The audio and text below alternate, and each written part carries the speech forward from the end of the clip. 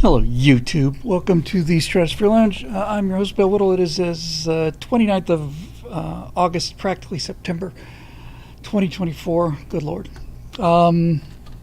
Everybody's doing well. I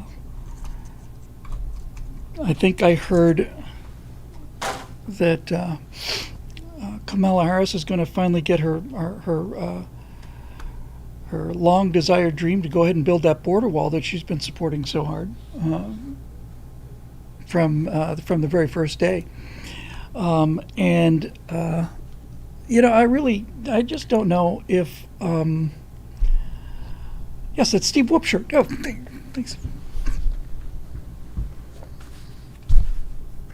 And awesome. I love it. Thank you very much.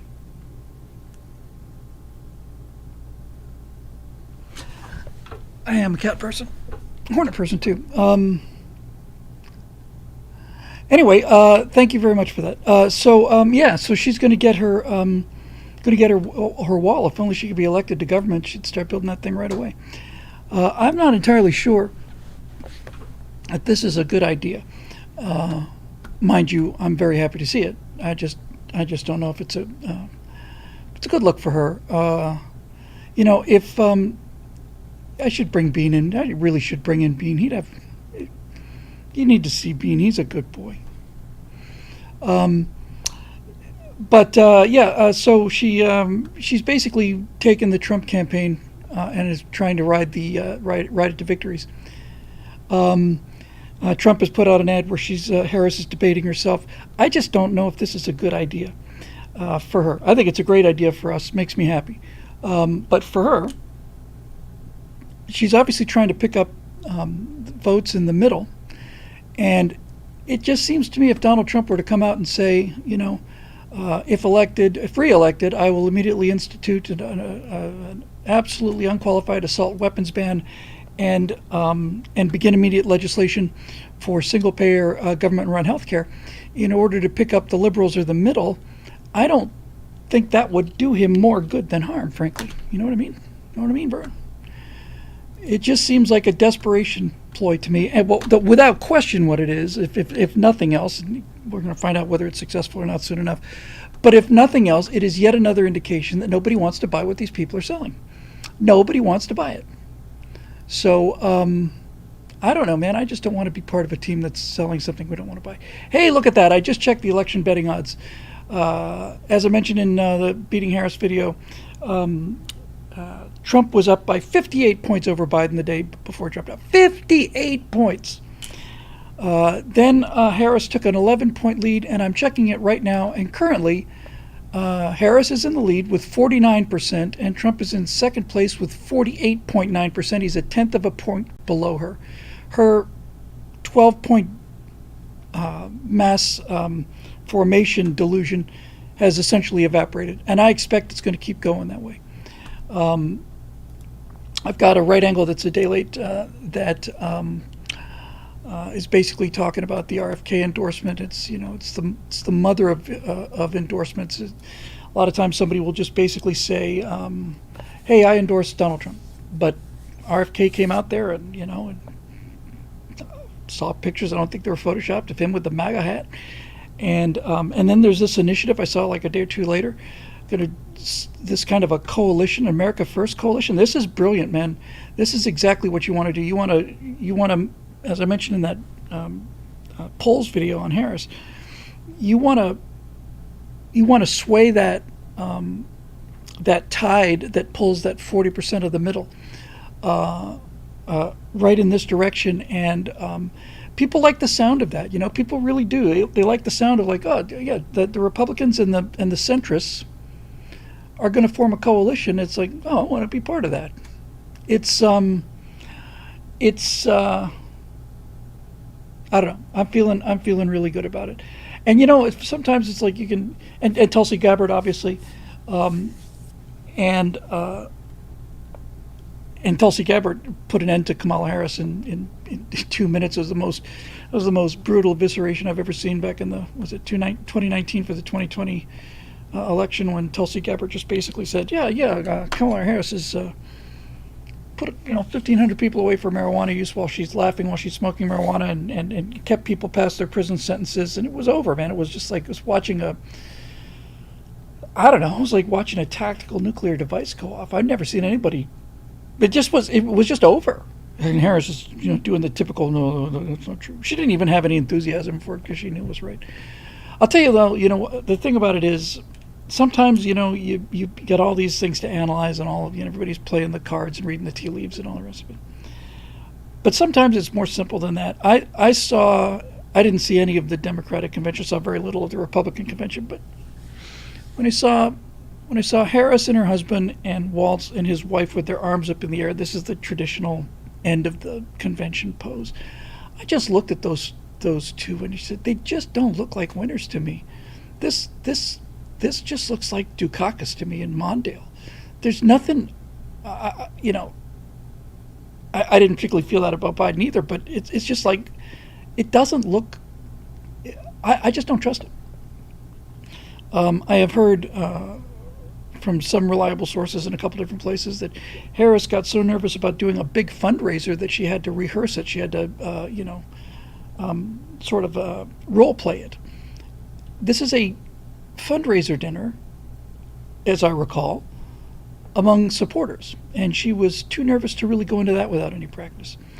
I'll tell you, as I said before, I would rather have, I think, a progressive president than a president that appeared scared. I mean, really just looked scared all the time. She is, I don't know. I think we're going to watch her numbers just continue to tank for the next 6-7 weeks or whatever is left. I think to 10, but we'll see.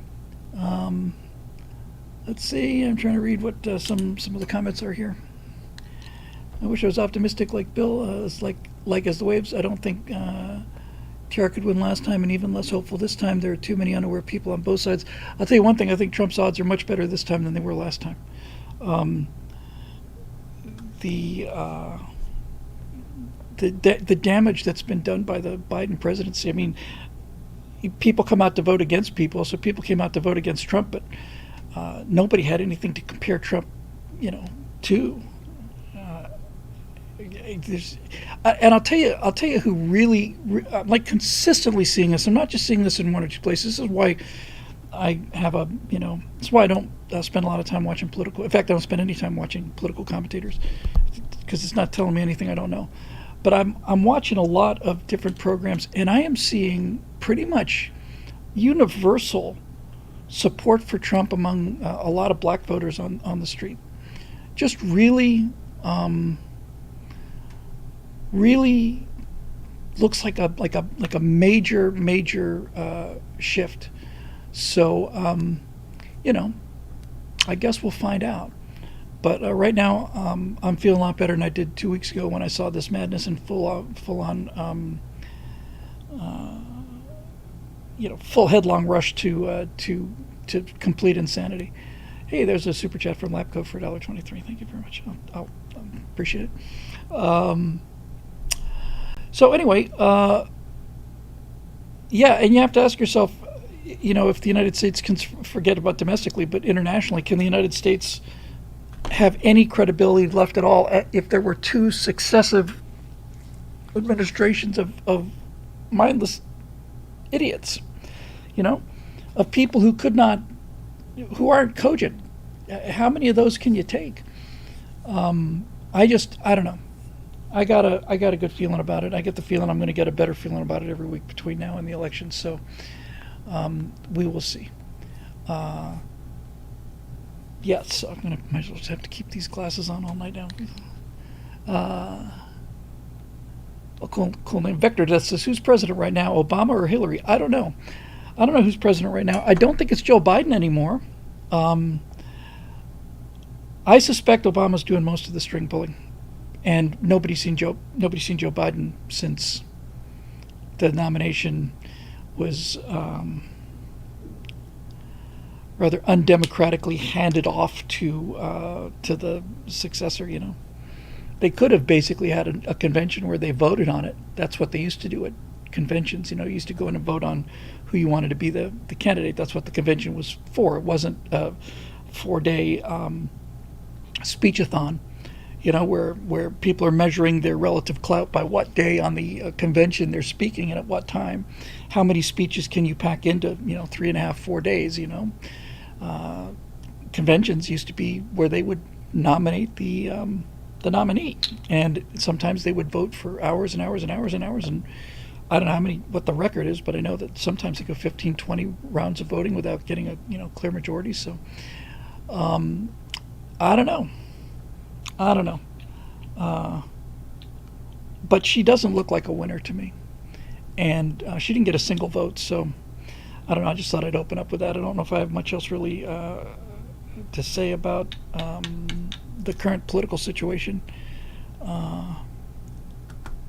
which is, I know, kind of a problem since this is our political show. Hang on a second. I perhaps just leave these on. Paul Skidmore, Bill's first live TSL for me as a Bill Whittle now supporter. Love you guys. Thank you very much, Paul. I'm going to see if I can up the quality right now. So I'm sure something will come to me, but I think probably the smart thing to do, since I don't have anything that's really on the top of my head right now, I think probably best thing to do is just leap into those questions. Why don't we? We have, after inexcusable delays, looks like we've got the back end on the website working again. The gentleman who built the site and who I said, look, we still got a lot of problems with the membership thing, people not being able to cancel and things like that. He just reported back earlier yesterday and said he's got fixed 43 problems. I've signed up as a member, canceled my membership, canceled everybody's membership just to test the system.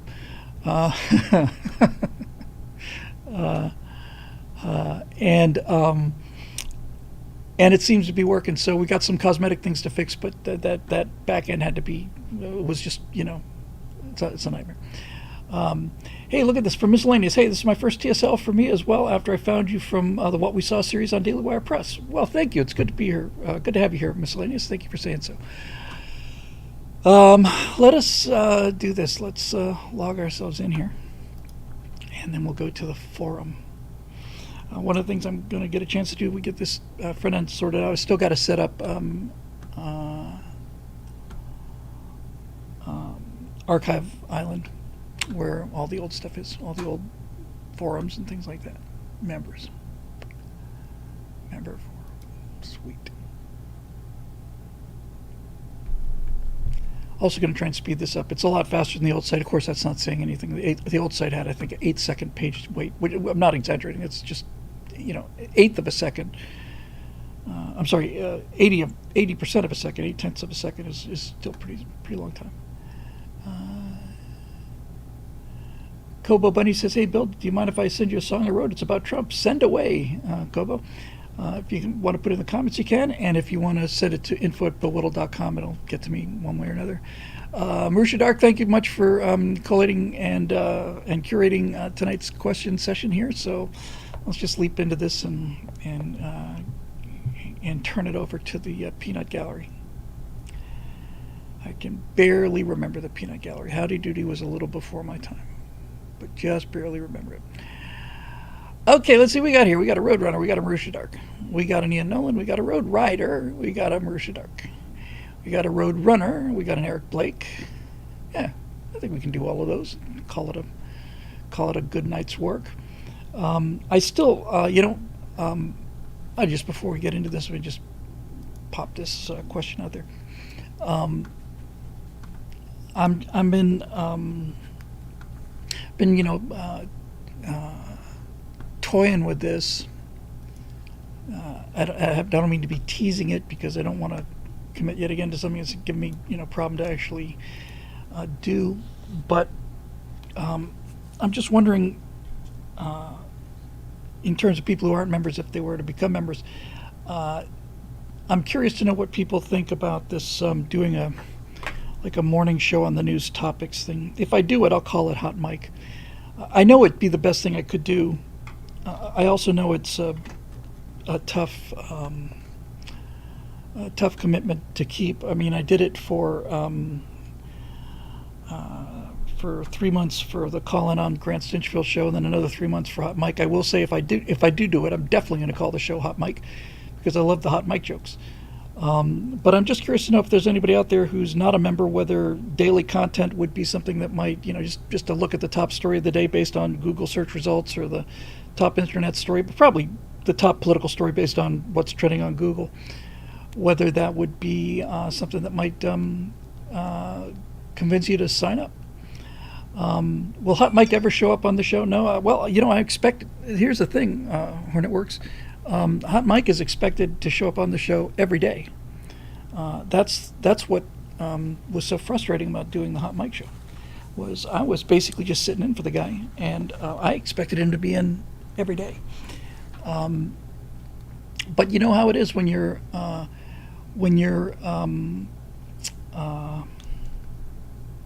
incredibly successful and famous supermodel, conservative commentator, and supermodel. You often get invitations to places and things at the last minute. So that's why I ended up sitting in on that.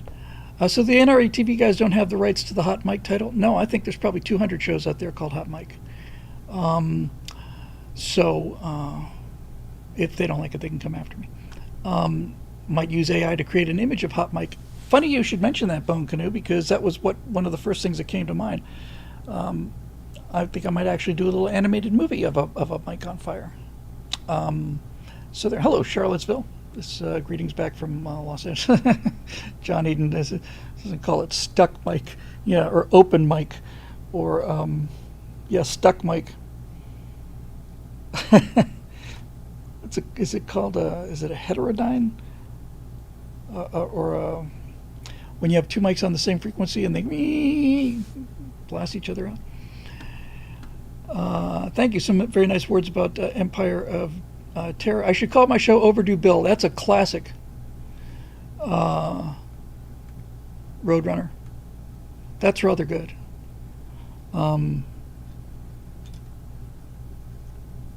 Boy, I really like that a lot. We'll see. Lapco92, the Super Chat says, I think there's no doubt Obama's been influencing a lot, not that he's in charge either. A lot of things reek of malice, and I always remember Clinton's failures were always the people's faults, not his. Yeah.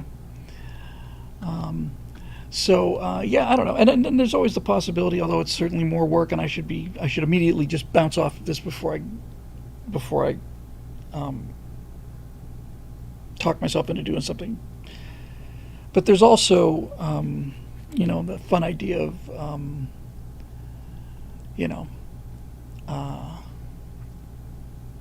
all of these live facial capture things that just basically speak into it and it just does it, but it's probably more of a hassle than I need to just get out there and do it. Hey, Bill, first live stream. Hey, look at this. We got all kinds of people. From Microtoast, I've caught a long time. Just saw Aliens for the first time last weekend and loved it. Any chance you could do a review sometime? I might. That's an interesting idea. The Aliens is my favorite movie, and it was my favorite movie. I don't know. By the time I saw the guys loading up into the dropship on the Sulaco, I said, "This is my favorite movie ever." Vet's Harley's Coops says overdue bill for sure. Bill pay. Bill me.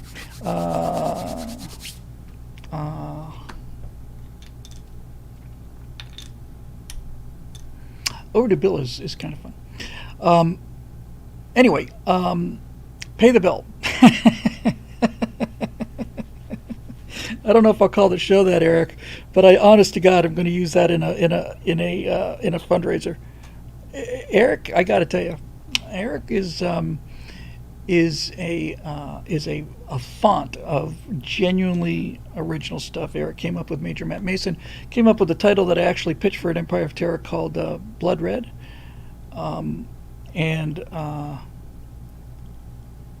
Anyway, that's that. So, all right. So, didn't get much of an answer off of that, but I guess I guess maybe the thing to do would be to kind of phase it in, and not like make a commitment to it that I couldn't keep. Just come in and do them, and see if I could do it. Because I got to tell you, it would do me a lot of good to be here every day. I really couldn't see it really being any later than 9 o'clock to be useful on the East Coast. It's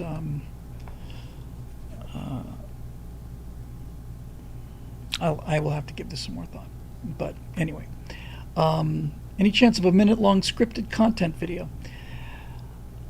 That's actually a damn good idea too, Hornetworks. When I've done 2 of the How to Beat Harris things. I was going to do one a week. It looks like one every other week now, I think, just because of the way the winds are blowing. But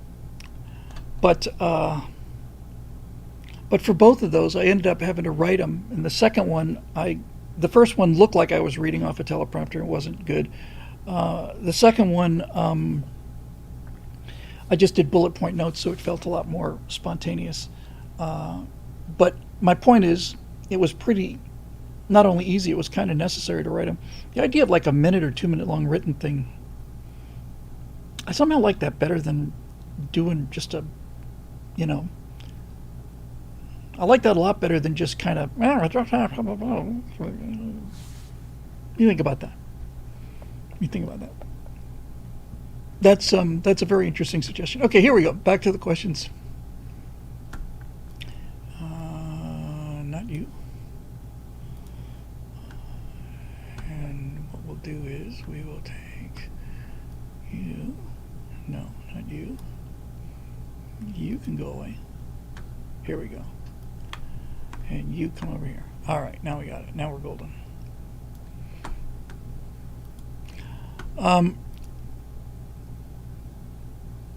Okay. Actually, as Roadrunner points out, his first question is not really a question. So we start off with Marusha Dark. Topic: Advance. I was wondering if you've ever had the chance to read or watch Hillbilly Elegy. I haven't. I know about it, and I know about its connection to J.D. Vance. I haven't seen it. Admittedly, I knew nothing of him before and was wondering why Trump picked him of all people to be his running mate, but after watching that movie, I now understand and really like the guy a lot. If it's even halfway close to true, this is a genuinely good man. I didn't know much about Vance either. I thought there might have been some other choices that might have been more strategic. But I've seen him now in a number of hostile interviews, and he's able to redirect and focus and come off firm without sounding mean. So look, I never disliked him. I always thought when I heard the story of Hillbilly Elegy, I didn't know that Vance wrote it, and when Vance was picked, I didn't realize that he was the author for a whole 30 seconds until I found out. But yeah, I like the guy a lot, and I like him better every time I see him. Continuing here, on a related note, Scott Adams often talks about how contrast is good for persuasion. On one hand, you have an honorable and charismatic military veteran in the form of Vance. On the other, you have a sleazy little nebbish like Timmy Stolen Valor What's-His-Face. Who cares? If I were in charge of messaging for the right, I'd be plastering that juxtaposition everywhere. Yes. I'll tell you who's really pissed off about Timmy Vance claiming to be a Command Master Sergeant, and that's Grims. From Major Mace Mattingly, because he is an actual Command Master Sergeant, and he talks about how rare they are. So next thing you know, I see Tim Vance up there claiming to be a Command Master Sergeant, when I know for a certain fact one of them's on the surface of the moon right now, and he's not very happy about it. So maybe I'll have him do a special segment about Timmy, because not a fan. Oh, and about Tim also, I think I saw this on Megyn Kelly. Football coach Tim. Coach Tim. Apparently, he was not the head coach. He was an assistant coach. And having called a bunch of people who were on the football team that he coached, no one referred to him as coach. No one ever called him Coach Tim. No one ever called him Coach Waltz. He was basically just another stolen glory kind of thing. He was a assistant coach. This is what I heard on Megyn Kelly, was that he was an assistant coach of that team. Wasn't the head coach. So he might have been the, he might have been the special teams coach, or he might have been the make the sandwiches for the practice coach. Who knows? But in any event, it's not unlike him from what we're seeing to claim to, if he's claiming to be a command master sergeant, no reason why he might as well not claim to be the coach of the football team as well. So he was the defensive coordinator, says Paul Skidmore. Okay. If I say Coach Spurrier or Coach Meyer, I'm talking about the head coach. If I'm talking about Bob Stoops as a coach, I'd say Coach Stoops. When he was defensive coordinator for the Gators, we said he was the defensive coordinator. So I think he's just blowing his horn again, and there seems to be an awful lot of that going on. And then anyway, back to Mersha. Apart from a handful of people like Jordan Peterson, who talks about a heaven to run towards and a hell to run from, or Trump, who showed Kim Jong-un a vision of North Korea before and after partnering with the West, why does the right seem genuinely incapable of using even basic persuasion techniques like this? I've answered this question several times, not ragging on you there, Mersha, at all. I just thought I'd be clear that I was not claiming all this as original to the moment. But I will answer it again because we have some new people here, and it never hurts to do this. So why are Republicans so awful at messaging, especially when their message is so great, right? You got, hot women, loud guns, and fast cars. How do you not sell that? Part of it is we are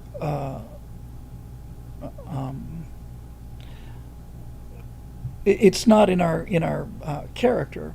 I keep referring to Evan Sayed's line about rhetorical intelligence, which is an extraordinarily useful phrase and description.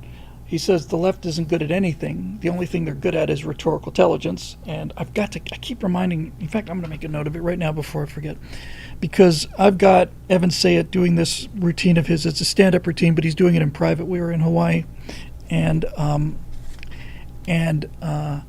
Evan does this bit about how liberals are good at things that you don't have to do anything in.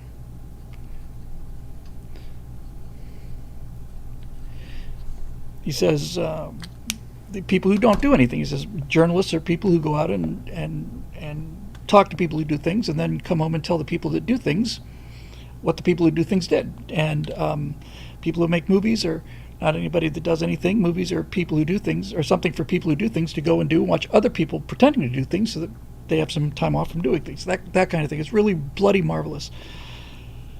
But essentially, what they found is that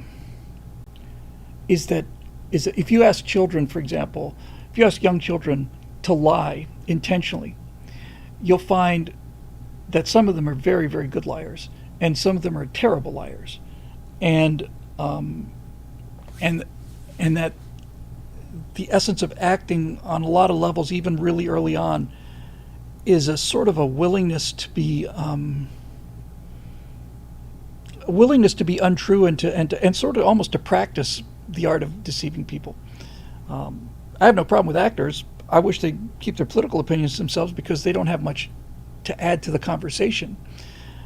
They're entitled to their opinion. Obviously, everybody's entitled to their opinion. I just don't find anything they say to be particularly interesting or deep. But there is something about the willingness and rhetorical intelligence, the ability to be a convincing liar. I have probably got the rhetorical skill to be a convincing liar, and I'd love to tell you that I'm not a convincing liar or a liar because of my high moral standards. It's just that I don't have anything. I don't really have anything to lie about, That's kind of a nice thing about living a life like this. I don't have to lie about my politics. I don't have to lie to my wife. I don't have to lie about anything. I just basically tell the truth because it's, as Mark Twain says, it's easier to remember. But anyway, messaging is about, I think this is much closer to the heart of the question. Messaging is about emotions. It's about emotional manipulation. And once you say emotional manipulation, which is what it is, immediately most conservatives just go, I don't like this. And rightfully so. We've seen the damage that emotional manipulation can cause. We've seen emotional manipulators, ruin marriages, and we've seen them lie, and most politicians are extraordinarily good emotional manipulators.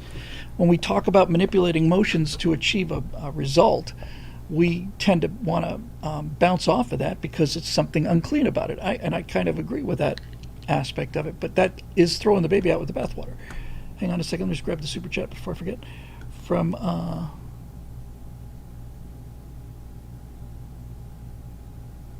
I guess it's Log and Darklighter. The woman screaming "No" to the sky at 2017 at Trump inauguration has become the far left's Wilhelm scream and an amusing meme. Will we see a new version in 2025, or will it be straight to violence? We all know the "No." This is kind of the thing I'm talking about.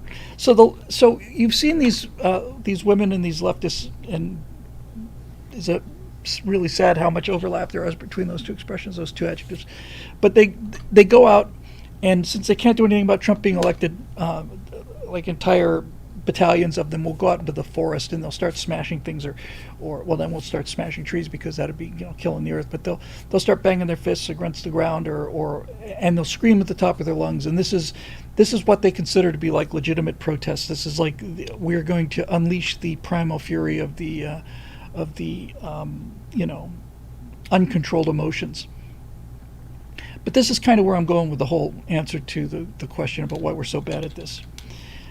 Emotional manipulation and lying about your emotions and not being in control of your emotions is repugnant to most conservatives because we consider it to be childish and manipulative and unfair, and we don't like telling other people what to do.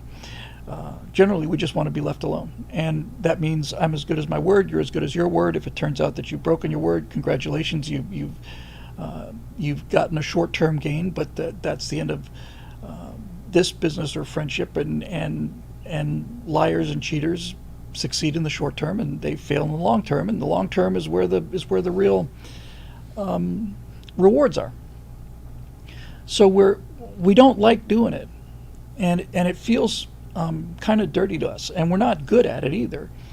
One of the things that I think comes into play here is that it's tough for conservatives to do effective messaging much of the time. The message is perfect, but the messaging we really botch. I think for the same reason that, and again, I don't mean any disrespect by this term, but like church movies, these movies that they'll make that are funded by a mega church, and they'll pull together $2 million and they'll make a movie about values and morals and things, and nobody watches it except for the people that put up the money for it. They don't need it. Every time that conservatives try to make a movie, they make a conservative movie, and this is not how it works. If you can see the politics, you've failed. I think it's got to do basically with our practical nature. And let me give you an example of something I talked about once or twice before, but I really did like.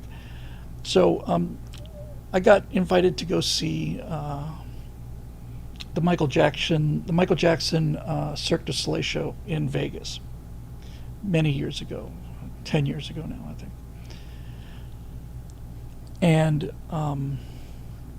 so you're sitting in this, in this enormous theater in one of the, I forget which Vegas casino it was, one of the big ones, one of the new ones. This huge room, packed to the gills with people.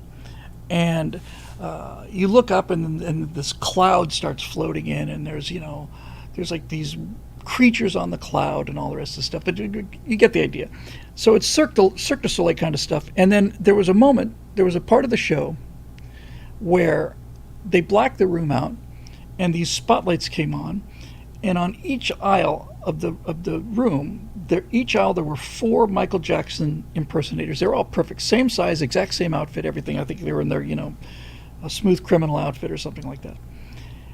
And as this thing starts, not in unison, but just kind of like, kind of out of sync, these Michael Jacksons, which were real humans, started to moonwalk up the wall. They started moonwalking backwards up the wall.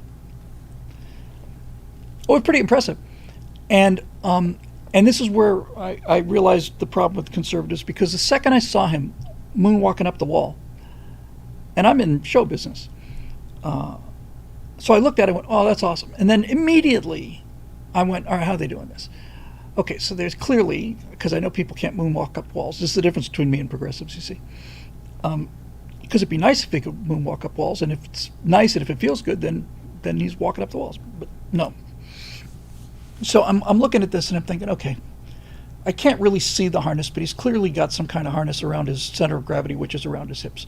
So he's against a black background. He's probably got the thinnest black wires that'll take his weight, and all of them are going up and down at different rates and so on. So clearly there's a computer that's spooling them up and spooling them down, and all they're essentially doing is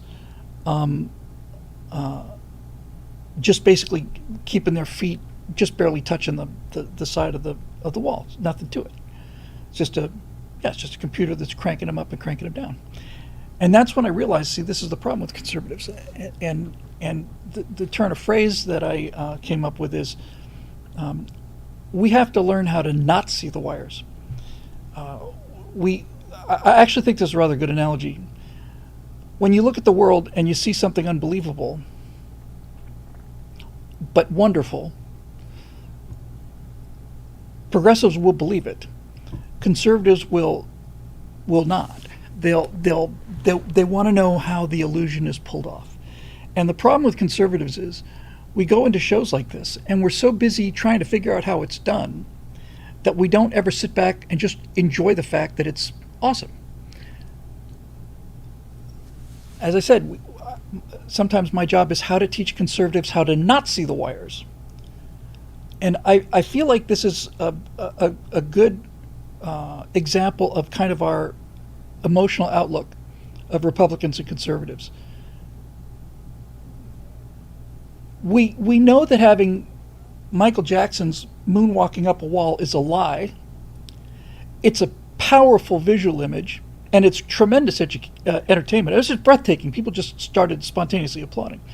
So it obviously has an effect on people. It has a great effect on people. But part of us immediately looks at, where are the wires?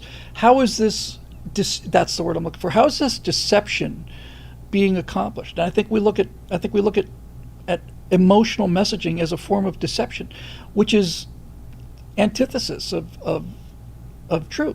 We're not lying about anything. They're the ones that are lying. They're the one. Oh, we want to build a border wall, and we want to have a smaller government, and oh, I'm not a liberal. No, me, no, of course I'm not. You know, they do nothing but lie, and so we see them manipulating people's emotions, and we think, well, that's repugnant, and it's dishonest, and it lacks honor, and so we decide that we're not really going to do it. And I really think that that's an awful lot of it. We just don't feel comfortable pulling those strings, and we damn well ought to get over that. I'm trying to think examples. The best example I've seen of Republicans playing this game well and winning was when Abbott and DeSantis took all of these illegal aliens, put them on buses, and shipped them up to places like Martha's Vineyard in New York City. That was genius. That was the best political messaging I've ever seen. Get them on camera denying their deepest held beliefs. So that's why I think an ad that basically compares what Harris is saying now to what she said a year ago, or less in some cases, 2-3 years ago, is an unbelievably powerful ad, because you're not accusing her of anything. In fact, I haven't seen the ad, but presumably you don't say anything, because you don't need to say anything. She says this, then she says this, she says this, she says this. Okay, so great.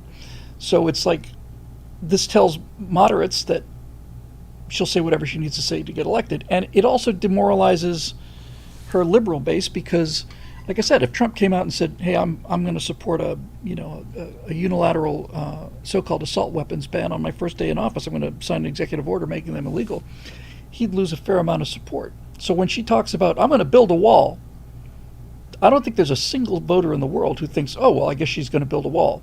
If you want a wall built, and most people do, 80%, 85% of Americans want that border locked down, then they know which one of the two candidates is going to build the wall. And for her to claim that she's going to build a wall to try to get those votes swung over, to me, doesn't convince anybody, but it does demoralize the people who are against the wall.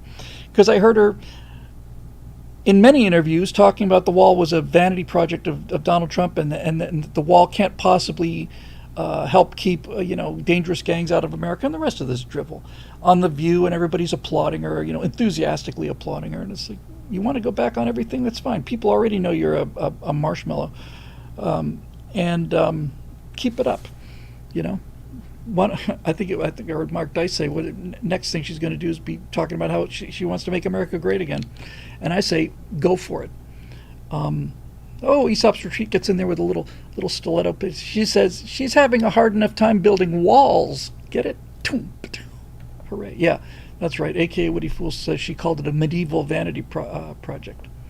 Well, I haven't seen it, so I'm just speculating, but I'd be willing to bet you that there is a medieval vanity project that surrounds the Harris's house. I know for a certain fact that there's a medieval vanity project that surrounds the Pelosi's houses and the Obama's houses and the Clinton's houses, so it's amazing how effective those medieval vanity projects can be, despite the fact that they're medieval vanity projects. So anyway, Ian Nolan.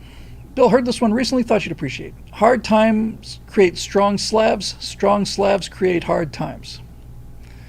Yeah, well, I saw, he's got a big question below that. I've seen a fair amount of uncensored stuff coming out of Ukraine from the beginning of the war. It's just horrible. So I'm going to get to his question in a minute. Let me just say something. I'm not going to talk about the politics of the Ukraine war as politics. I'm just talking about the horrible reality on the ground for both sides. I was listening to Ward Carroll when I have a drive to do sometimes. I was coming back from Santa Monica yesterday, so I listened to him. He's a former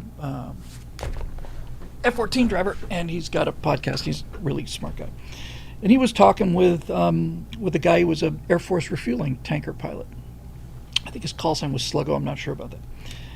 But the subject came around to having to fly the tanker into Iraqi territory, and it's dangerous because those tankers don't have any real defense of their own. Now, it wasn't Mooch. It wasn't Mooch. Mooch is his call sign.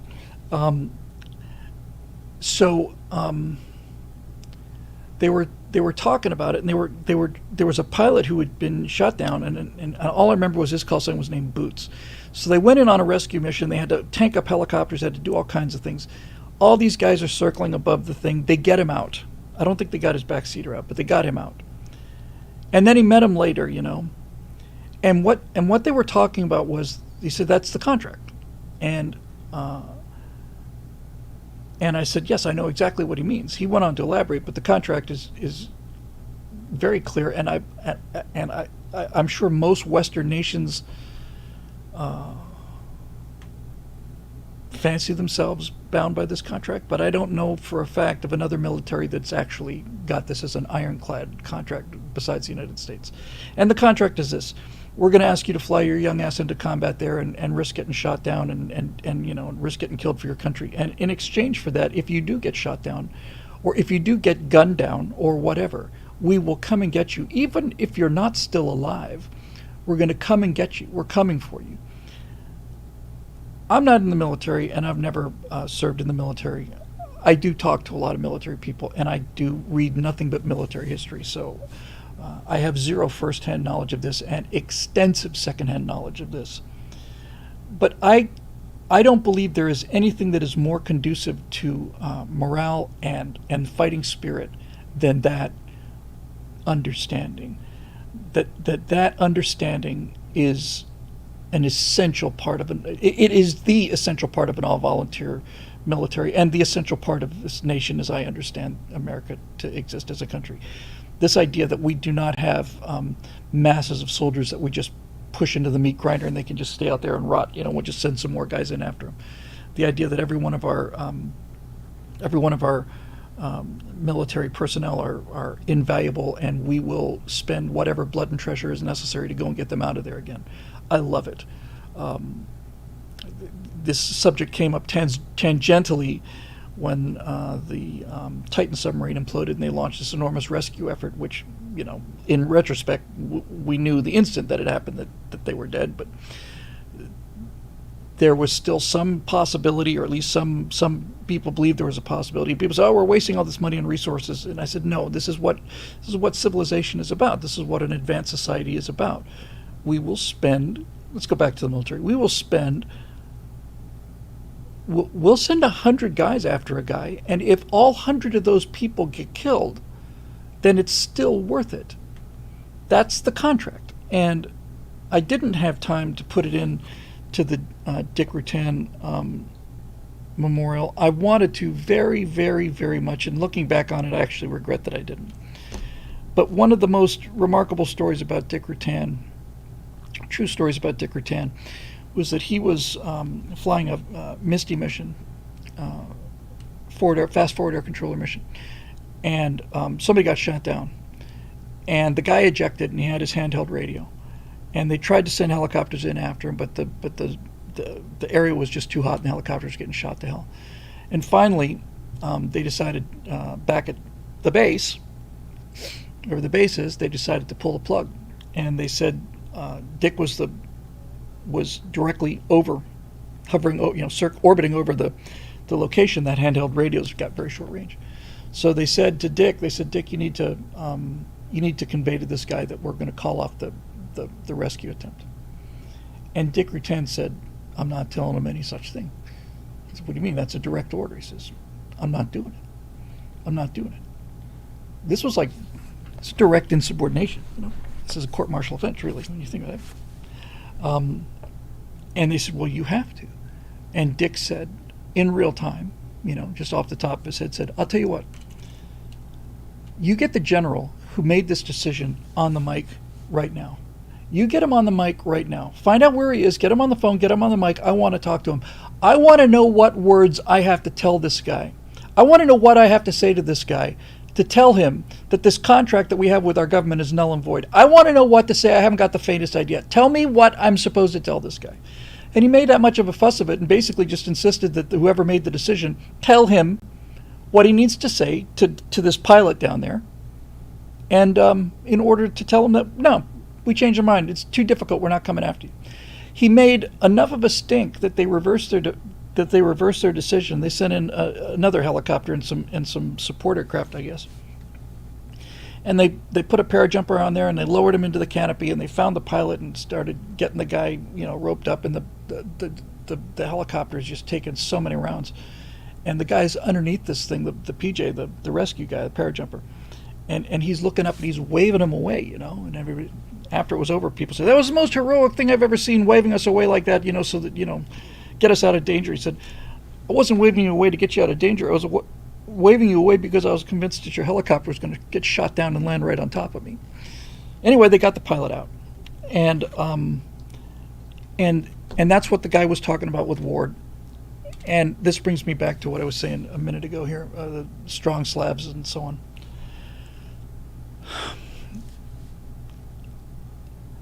I don't know why I go looking for these things. I guess I look for them because it's important to me, and it always has been important to me, to live in the real world, to know what the real world is like, and not be, and to enjoy the Disneyland that our military has created for us here, and all of the people that made those sacrifices for us. Enjoy it, but also understand that this is not the world. And I have seen a lot of drone footage of mostly Russian. I guess some of them. I don't think it applies to Ukrainians. But I've seen a lot of young Russian men. I mean, you're close enough to see, the whiskers on their head, who are lying there. They've been hit by a drone. Maybe their legs are broken, or maybe their foot's been blown off or something. And they're just lying there. And the next thing you know, they grab their AK-47 and they put the barrel under their chin and they pull the trigger. Because they know that nobody's coming for them. They know it. And it's the most horrific thing I've ever seen in combat. It's the most horrific combat footage I've ever seen. And I've seen some pretty gruesome things, but I've never seen anything like this.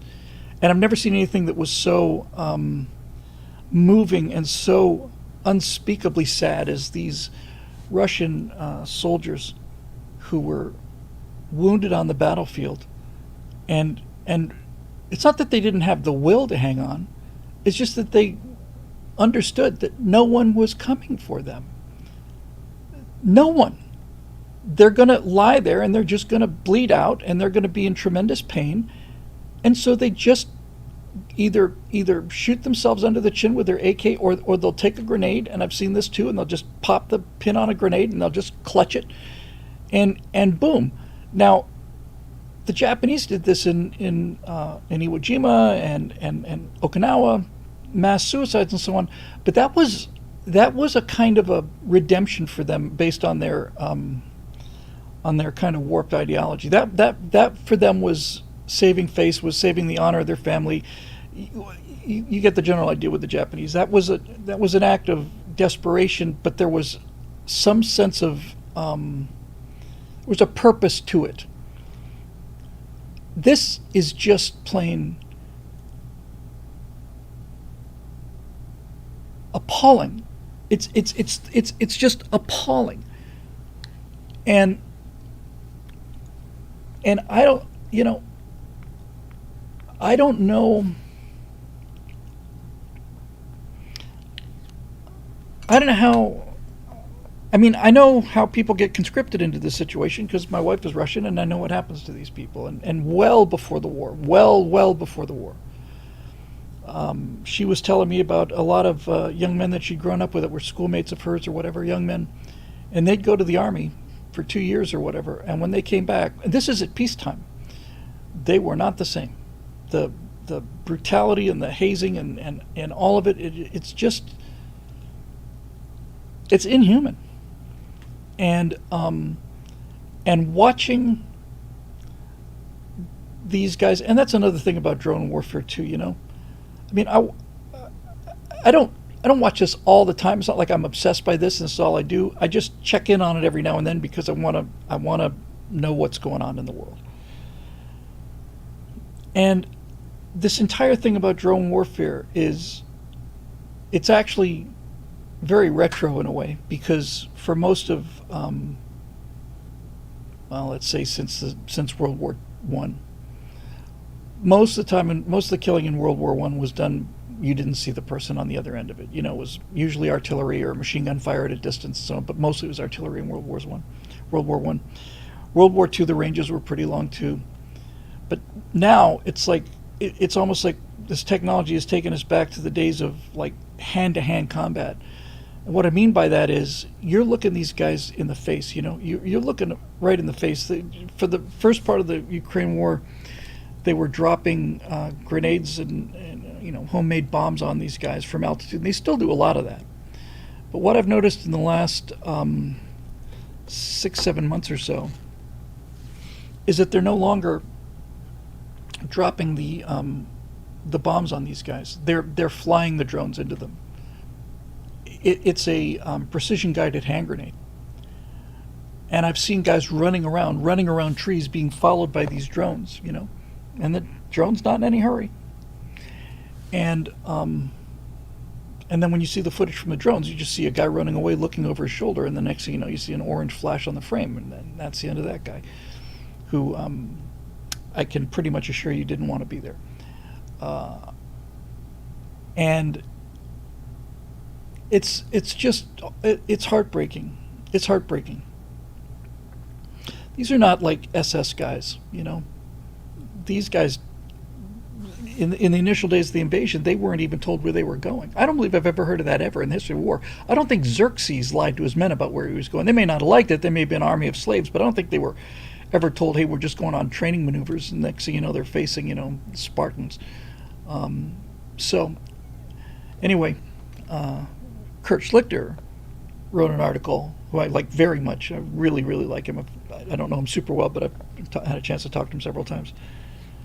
And he basically said the entire face of war is changing in the Ukraine war, and we are being left behind, We don't have a drone defense. We don't have a defense against unmanned vehicles that are this big, that you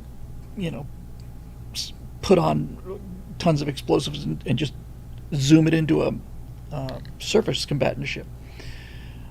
I worry about that. I worry about that a lot. There is starting to be, I know I'm way off the topic here, but I'll get to his question in a second. There's starting to be the outline of a change in doctrine that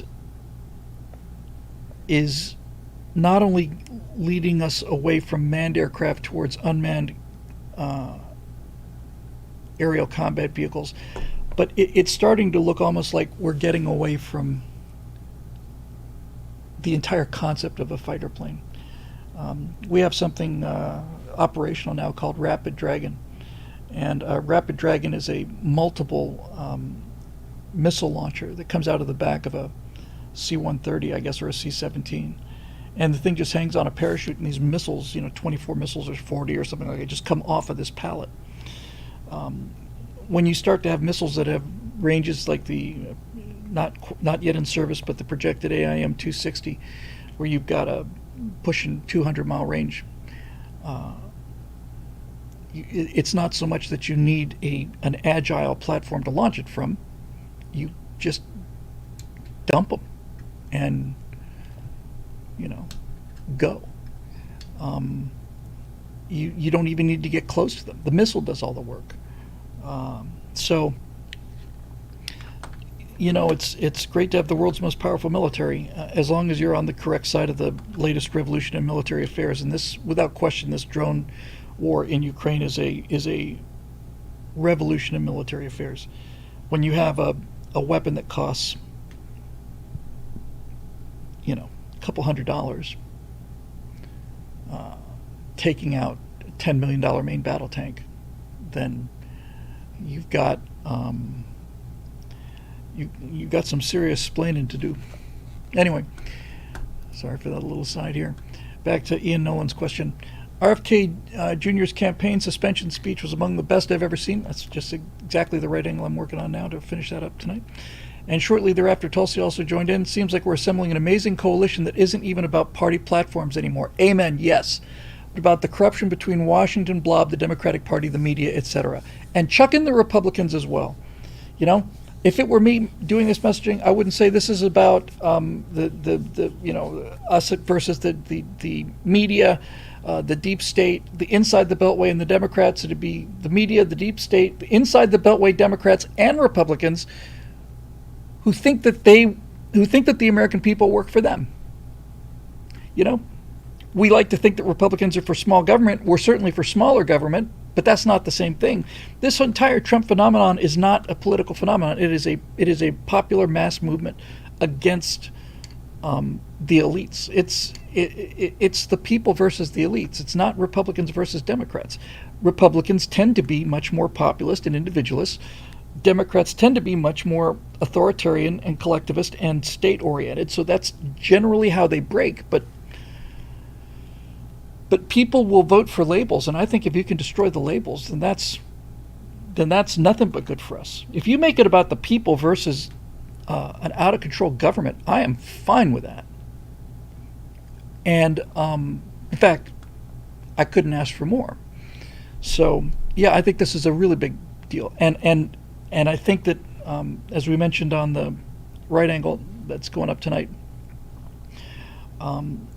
Robert Kennedy has an appeal with women, especially on some of the issues he's talked about in terms of health and quality of food and things like that, where Trump does extremely poorly with single women. That's his worst demographic. And if you put Bobby out there as the face of this new coalition that's gonna let's make food great again, and let's make our kids' safety great again, and all the rest of it. That's a landslide coalition. Back to Ian Nolan here. Big question, of course, is whether a unity party can overcome the blatant corruption and cheating we're expecting. But the second question is whether if they do get past the cheating margin, could they succeed with actually taking apart this corrupt censoring machine? It goes deep. For example, here's a NATO paper discussing the need for censorship and narrative control because the true enemies are the domestic agents whose narratives call for the weakening of NATO power. Well, here's a link. NATO 2030 towards a new strategic concept, that concept being social media censorship to protect the political center of gravity. I support NATO, despite many reasons that people have brought up to not support NATO, this kind of thing being chief among them. This does reduce my enthusiasm for the cause. I still maintain that it's not only the greatest military alliance in history, but that military alliances are the single great strength of the United States. We've got 182 bases, or bases in 182 countries around the world, something like that. And this is our single greatest strength, and it's insane to throw that away. But, when you see things like this, you just say, yeah, the whole system is just corrupt and doesn't belong to us anymore. It is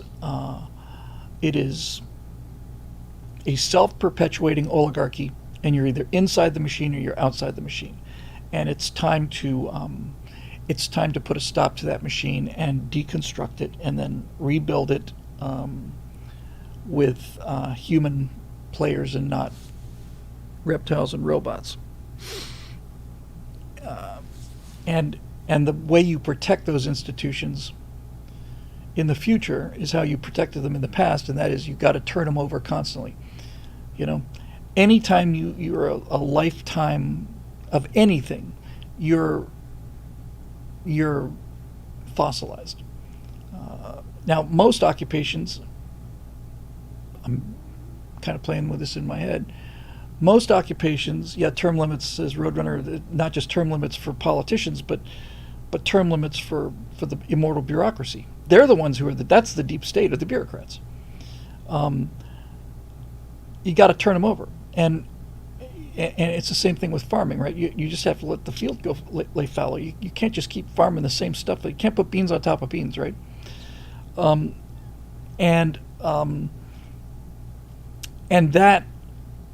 that turnover is necessary. You don't want to turn them all over at once if you can help it. But the turnover should be constant. When the military's at its best, up or out is a really great policy when it's at its best. There are some people that don't want to be any higher than a chief petty officer, and I don't want to see those people lost because they've got tremendous experience. But the risk of calcified knowledge is, I think, a greater risk. So, like if you're a farmer, let's say,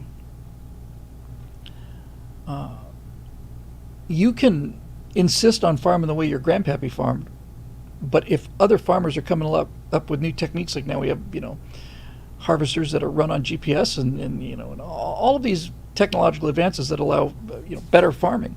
You either change with the times or you get left behind. But this doesn't apply to bureaucracies. They don't have any contact with the real world. They don't have any incentive from the real world. The kind of incentive I'm talking about is the kind of incentive that Brett was talking about when he made that electric cattle prod in the Alien movie. So I don't know if it's going to kill him, but it should give him some incentive. That kind of incentive, cattle prod in the butt kind of incentive. There's just none of that there. So yes, couldn't agree more. For NATO to say that we have to censor media so that we can continue to have public support for NATO, that is a perfectly clear example of what exactly has gone wrong. You don't need to censor media in order to have public support for NATO. What you need to do to have public support for NATO is show what NATO is doing that's worth keeping. The idea that you should have to lie about this is nuts. If I want to keep up support for NATO, I'm just going to show nothing but Russian invasions that are dating back to 1946. And I'm just going to keep on showing them. And I'm going to say, be nice to think this was over. We thought it was over for a long time, but look at this. And then to destroy the ethical foundation of a Western alliance based on Western values, to destroy the ethical foundation of that in order to preserve it is like destroying the village in order to save it. It's just plain indication of just exactly how awful things have gotten out there. 5708 Rivera says, I served 26 years in the Air Force, and our turnover was constant in the ranks, which kept things fresh. Yeah, so you're learning new things, or you're out. You're moving up or you're moving out. Now, part of this is obviously a problem with the Peter Principle. The Peter Principle is that people will be promoted to the level of their incompetence. In other words, you do a good job, you get promoted. You do a good job, you get promoted. And you keep doing a good job and you keep getting promoted till you no longer do a good job anymore because you can't do this job anymore, and that's where you stay. There's something to be said for that. But I think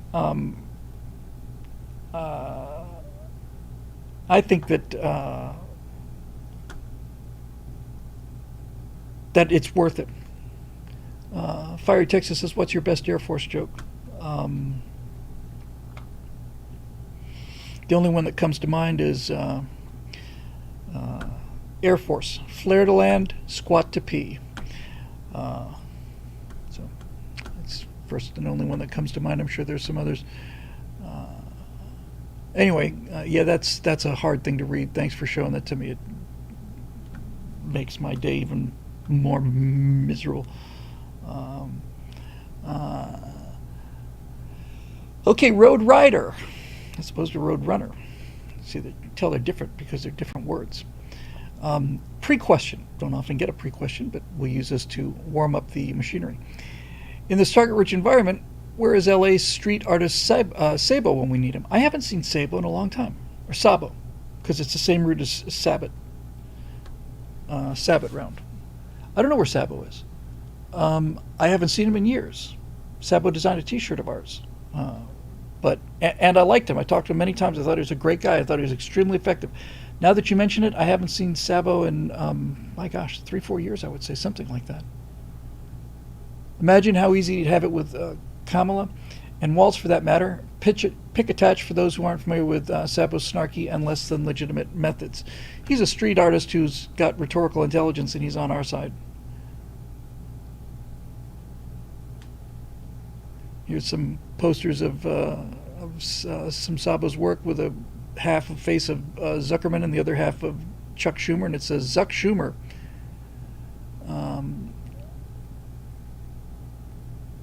And there's a picture of Zuckerman and Schumer and Wiener all looking at a laptop, and the caption is, you can't watch your kids 24/7, but we can. Yeah, man, this is powerful stuff.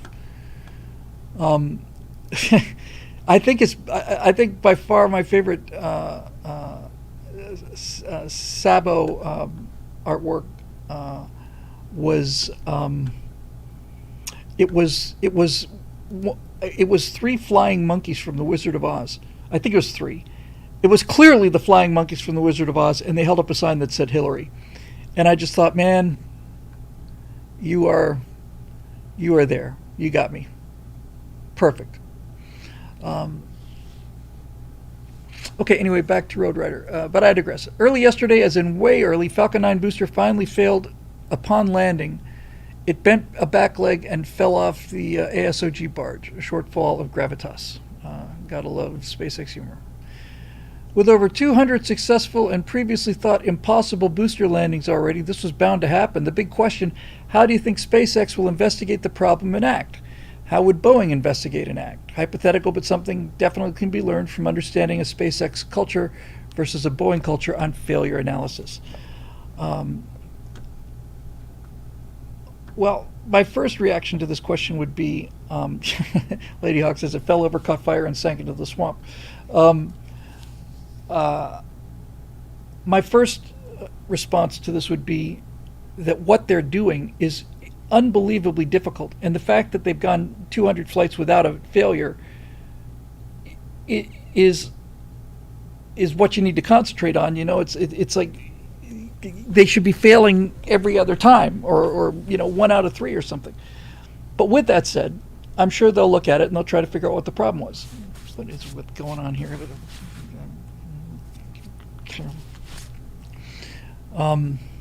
Snowing in here. So first thing to keep in mind is that what they're doing is unbelievably difficult. I'm trying to connect this to civil aviation. So in civil aviation, or in general aviation for that matter, in fact, it applies more to general aviation, which is what I'm certainly more familiar with. They've got a saying where they basically say, look, there are basically two kinds of airplane accidents. There's the tough luck kid, and then there's the what the hell were you thinking? Those are the two different kinds of accidents. We get to the pearly gates, and you get to meet St. Peter, and he's died in an airplane accident. It's either going to be, hey, tough luck kid, or what the hell were you thinking? This may be a tough luck kid accident. Sometimes things just fail. I suspect that's probably the case, because if it was a systemic problem, they would have corrected it quite a long time ago. 200 consecutive landings is way past, in my opinion, hidden bugs. Sometimes things break. SpaceX had another failure not too long ago where their second stage didn't make the orbit it wanted it to because there was some kind of a leak on the second stage pump, I think, something like that. And so, presumably, they've been able to isolate what that problem was, and I imagine they've engineered a fix around it. The thing to find out, the important thing is, do they know what caused it? Because if they don't know what caused it, then they're stuck with a damn near perfect vehicle, and they have to try to figure it out. Ideally, either through telemetry or through some of the video cameras or whatever. Ideally, they'll be able to say, okay, this is what happened. And then the question will be, is it something that can be fixed, or is it something that's worth fixing? If it's a 1 in 200 failure of it, let's not forget this critical point of an unmanned piece of hardware. This is really, really, really important. If it turns out that it's such an unusual and unlikely event that the cost of re-engineering the entire Falcon 9 series in order to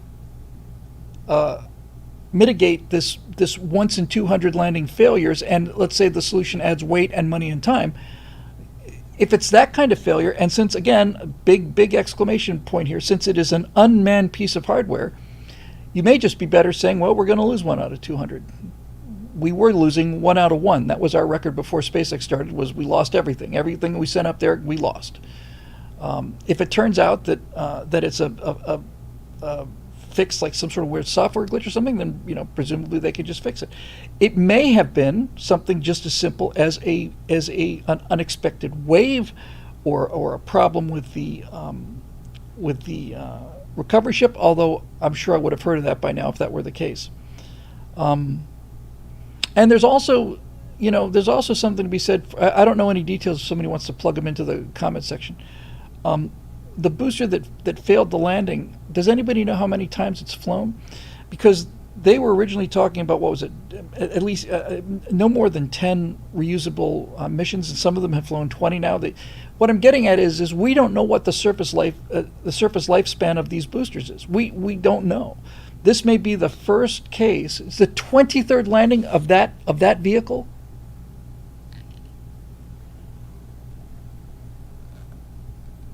'23rd flight of that individual booster. Okay, so now we are, flight 23.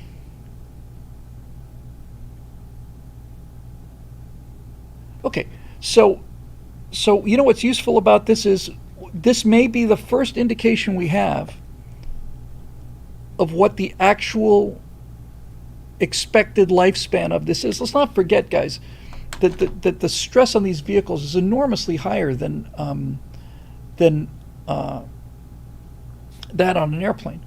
I mean, it's inconceivably higher, and they were designed to have 10, be reused 10 times. The fact that they got 23 out of it is not only a big win, but what we may end up finding out is, and frankly, look, like I said, it's unmanned hardware. It didn't cost the mission anything. So if I'm Elon, I'm going to keep flying them as long as they don't fail on the way up.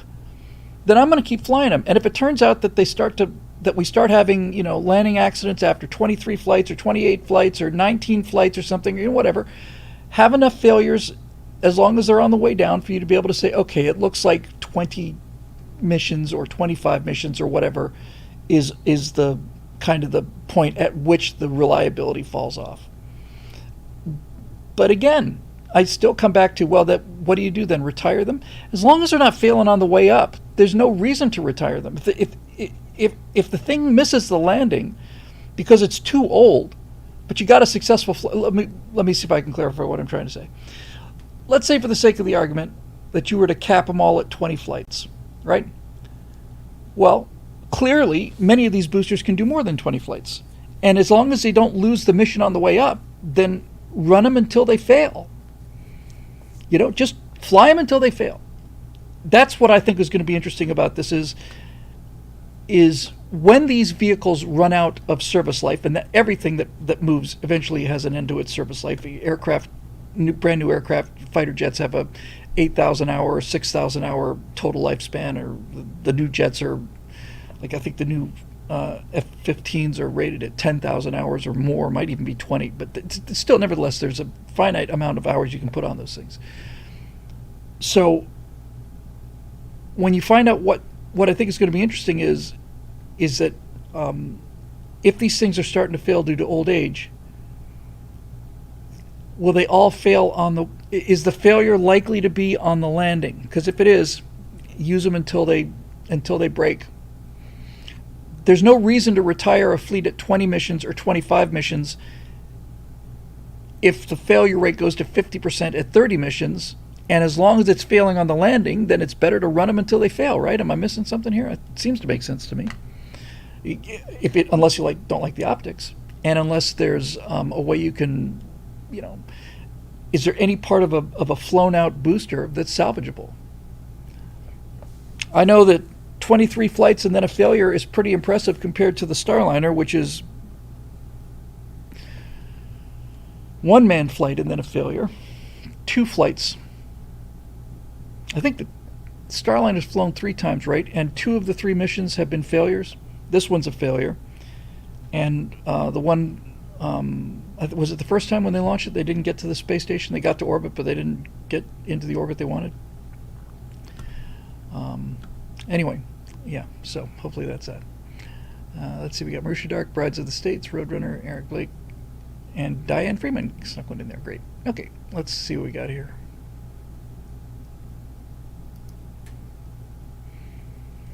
Marusha Dark, topic. Sounds like a Quinn Martin production. Tonight's episode, Brides of the State.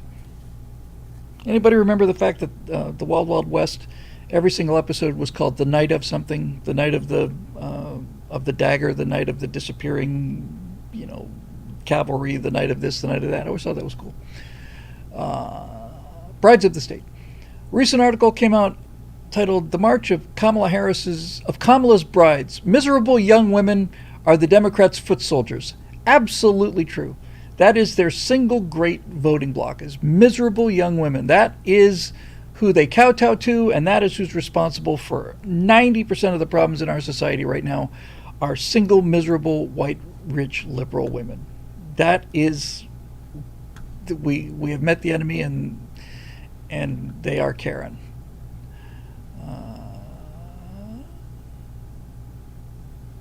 Okay, back to the question. But I could not agree more about that. Yeah, we have met the enemy, and it's Karen.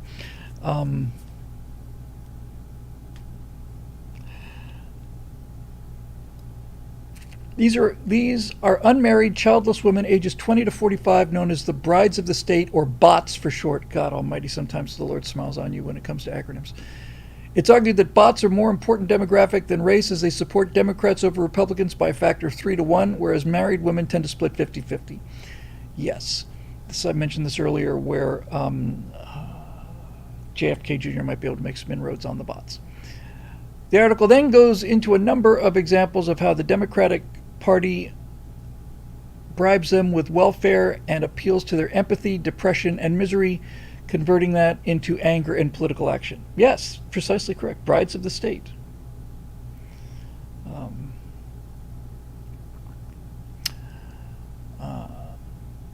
My question is, what can be done to chip away at this voting bloc, particularly when the right and Republicans seem generally out of touch with the personal experiences of these women? I'm going to read the rest of the question, but I have an answer for this. I really do. The right will appeal to family, but this falls flat for someone who comes from a broken family and sees family as nothing but awful and abusive because theirs was. They'll argue women should find a man, but ignore personal trauma and bad experiences a woman might have had with men that lead them eventually towards man-hating feminism. They'll say a woman has a duty to have kids, but the messaging has always seemed kind of rapey to me and violating individual free choice. Like if all the women on Earth individually decided they don't want kids and their biology failed to override that, who could make them? The right will appeal to church and faith, but that seems like a fantasy to someone who just doesn't see any truth behind a particular religion or even any religion. Even if belief correlates with happiness, it's asking people to choose between miserable reality and joyful delusion, and how is that not just a cult? Appeals to shame and dignity seem not to work since plenty of women voluntarily sell theirs on OnlyFans that are proud to shout their abortions. So again, imagine you had infinite time to sit down with one of these bots and get their whole life story. How do you appeal to them? I don't have to appeal to them. The bots are falling apart. The era of the bots is coming to an end. I'll tell you what's ending bots and ending feminism. It's happening right in front of our eyes. I've seen it every day. I see more and more numbers of people every day. These women have been told, spend your 20s, go out, have as much fun as you want to, sleep with as many guys as you want to, make money, buy a house, buy a nice car, have a six-figure income, and then when you're in your 30s and 40s, you can meet Prince Charming, who will waltz into your life, and then you can settle down and be, boss babe and have everything. And this MGTOW phenomenon has put an end to this. MGTOW is men going their own way. I've been spending a lot of time on this subject. These women are finding themselves alone, and they're finding themselves alone at 30 and 35 and 40 and 45 and 50. And 80% of the divorces in this country are initiated by women, and that comes to 90% of the divorces when you're dealing with bots. Young, liberal, college-educated women, 90% of all divorces are initiated by the women in that demographic. Because social media has destroyed, temporarily, has destroyed the relationship between... Social media allows you to live longer without life beating the stupid out of you yet. So, this is a fairly complicated subject, but I'm excited to talk about it because I've been thinking about this a lot. So what's happening? Well, what happens is women have grown up indoctrinated with this feminist ideal. And in their 20s and late teens and in their 20s and even into their 30s, they've been playing and having a lot of fun and figuring we'll sort it out later, I got plenty of time and so on. Then all of a sudden they're finding out they don't have plenty of time. And so you're getting two different kinds of women who are hitting the wall. And you know the wall is real because women will vehemently start raging, throwing things in denying the fact that the wall exists. But the wall is essentially the ticking of your biological clock and the fact that I'm just going to come out and use the terms that are in common usage among these kind of channels talking about this issue. Their perceived value to men is going down. As they get older, their perceived value goes down. And if they have kids from another marriage, then their perceived value goes way down. And they don't like to hear this. In fact, this bothers them so much that this causes shrieking and cognitive dissonance and plugging of ears and so on. But there it is. They seem to think that there's something wrong with a man who's not willing to raise another man's child, to put all of his resources and effort into raising another man's child. And what's worse than that, because I married a woman who has a kid. I haven't had to raise the child, but I've certainly supported her, and I've been happy to do it. But what the way that the family courts and divorce courts are set up is that you could find a white knight of a man to come in and marry a single mom, help raise her 2 kids, because she divorced the father of those 2 kids. And if she gets bored again, she'll divorce him too. And she'll take those kids away from him. And those were kids that he's put 5, 10, 15, 20 years of his life into. And they'll be taken away. And more men are looking at this from an objective point of view, not being inside it, having already been divorced, or seeing the unbelievable degree of entitlement among these mean-spirited, nasty, masculine women that are out there. And they're just saying, you know what? I just don't see an angle in it. Now, I know that this was a point of contention between people like Pearl and Matt Walsh, and that they're saying no, you can't say that marriage is a bad deal for men, but it is. It's a terrible deal for men in our modern legal environment. And whether guys like conservatives like Matt Walsh or other people admit it or not, or like it or not, it's real, and it's happening. American men are checking out. They've got their dating apps. They're swiping right. A date nowadays consists of what you do, and it's 10 o'clock on a Wednesday night. You want to come over? Yes or no? If not, I'll play with my buddies on PlayStation. Men have the thing I hear again and again on these channels is that men have listened to what women have said about them. That men have listened to the business about toxic masculinity. Men have listened that women think that all men are rapists. We've listened to the feminists who say that they would rather, that they genuinely, when you're not joking, do you feel safer walking through the woods with a bear or with a man? Most of them say we'll say the bear, and they mean it. Okay, women don't want you to hold the door for them. Okay, got it. They don't want you that it's sexist for you to offer to, carry their bags or something. Okay, we're listening. We heard it. Women have said for 25 or 30 years now, longer actually, really since the 70s, they've said that men need women like a fish needs a bicycle. And so the bicycle said, okay, all right, knock yourself out, fish. And what's happening now, this is completely independent of politics. It has nothing to do with politics as a cause, but everything to do with politics as an effect, is that there's an awful lot of bicyclist fish out there now, and they want their bicycles. And they are waking up in legions on a daily basis to the fact that this whole feminist thing is a lie. That women cannot sleep around to the same level as men do and expect to be treated the same way when it comes time to be married. A guy has to be insane to propose to a woman who's had 50 partners by the time she's 22 years old. That's insanity. It's not just repugnant, it's nuts.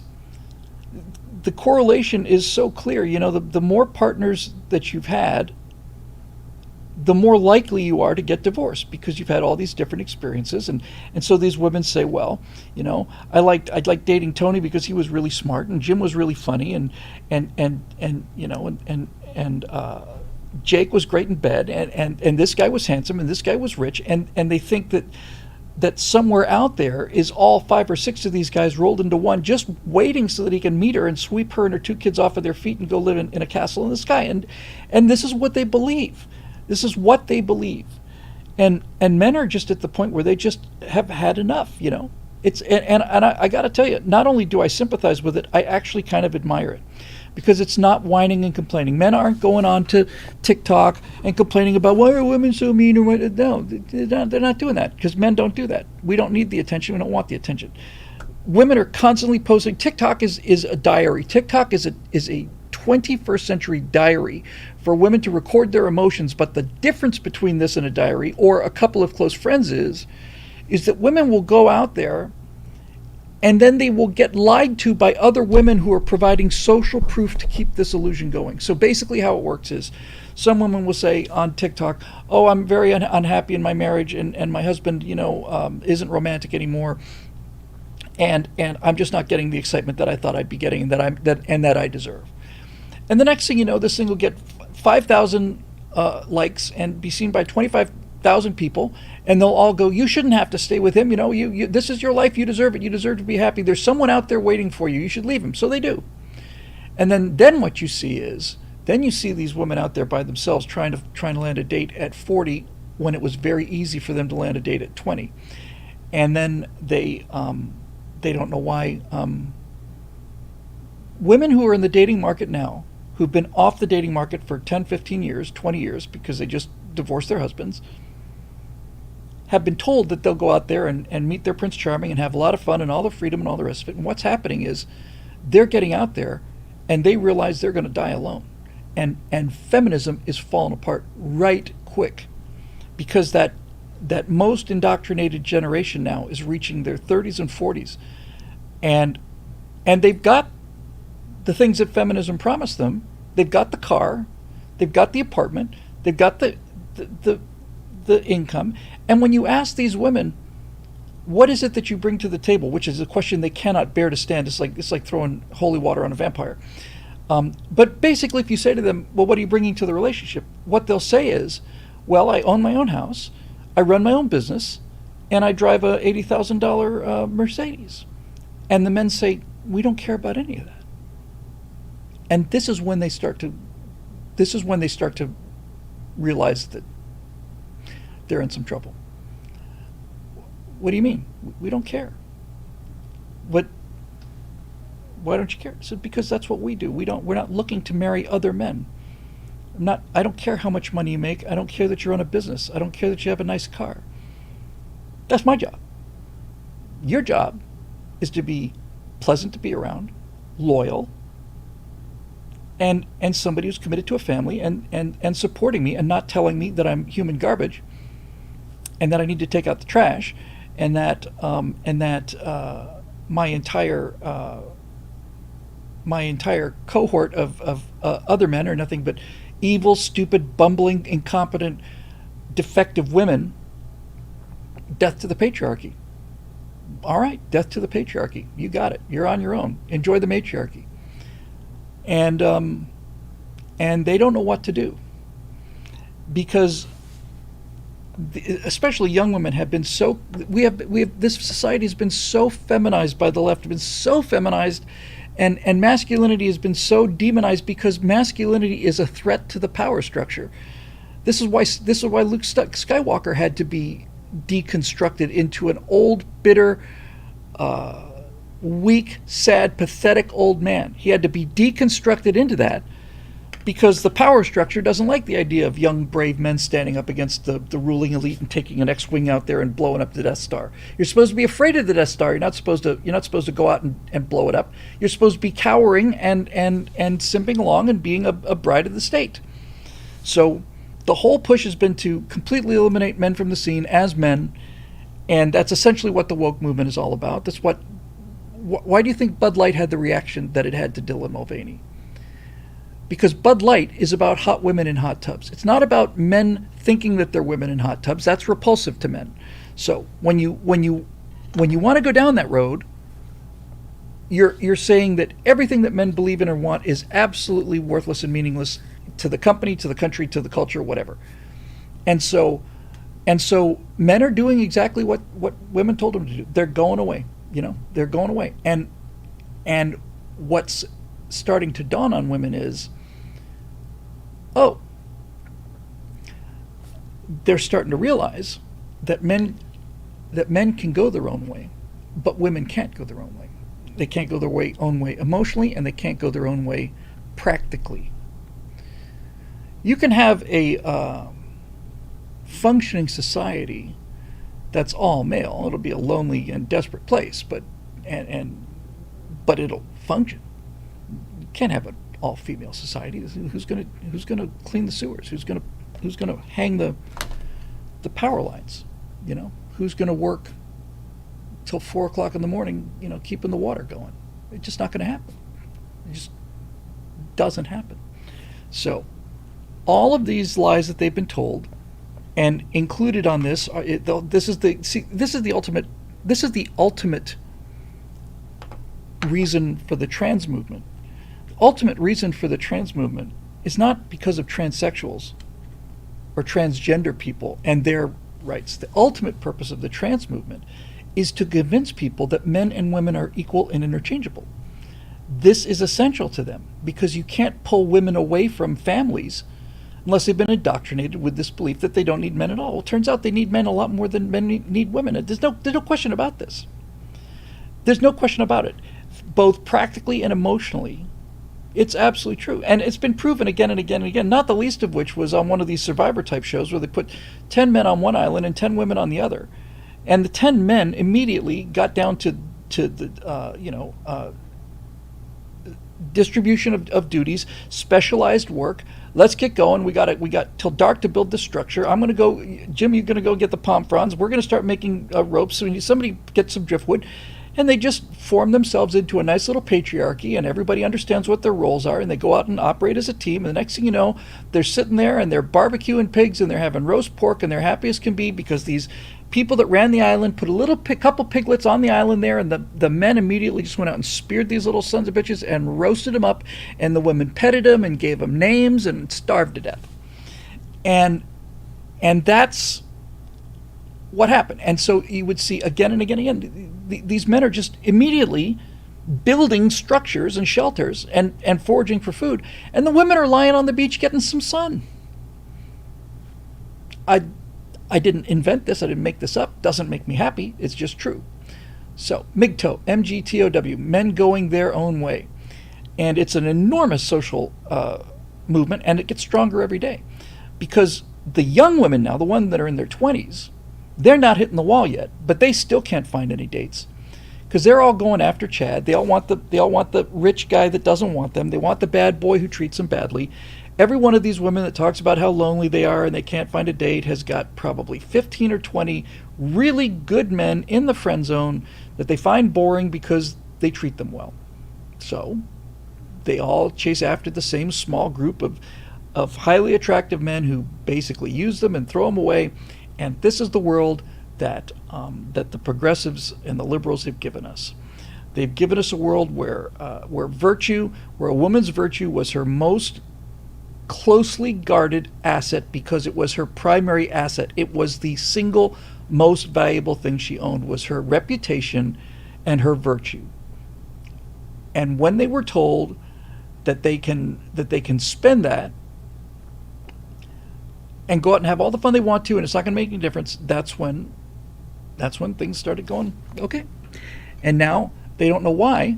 So what's happening with young women now, with the 20-year-olds is they're going out on all these dates and they're screwing all these guys, and they've got a body count of 150. They're 25 years old and they're having their fun. They're enjoying their fun.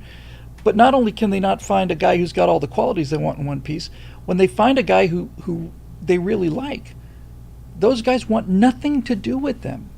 Nothing to do with them. If you've never heard the term MGTOW before, there's another term that's closely connected to it, and it's called passport bros.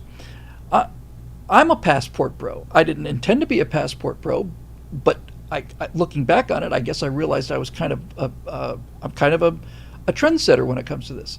I became a passport bro in 2016. I dated just about everybody in Los Angeles, and I was saying in 2012 the men are weak and the women are crazy. I married a Russian woman because she's feminine and she's kind and she's not mean, and she appreciates me, and she doesn't put me down all the time. I didn't go looking for that. I found her because I found her photographs. I thought her photographs were great. I thought she was. I wanted to congratulate the photographer, and when I saw who the photographer was, I said it might be worth having a conversation with this person. But yeah, I went out with a fair number of women in Los Angeles, and the person I was dating before my wife, I've never admitted this before, that person gave me shingles. That stress was so high that I broke out in shingles. That's how stressful that was. That's how 24/7 painful that was. Just plain bat guano crazy. And I just said never again. But that's the level of stress I was under. just, you're just, your nervous system is about to collapse. Yeah, I remember those days very well. Very, very, very well. And I also remember the first time I saw Natasha when we got in our first cab in New York City, and she put her head on my shoulder in a very feminine, natural kind of way, and I just said, "I'm done. This is what I'm looking for." So that's why you were missing so many TSLs back in those days.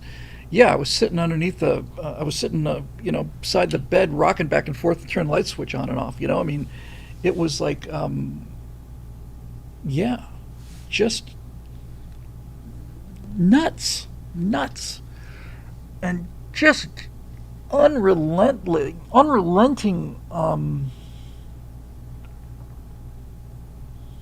What's the term I'm looking for?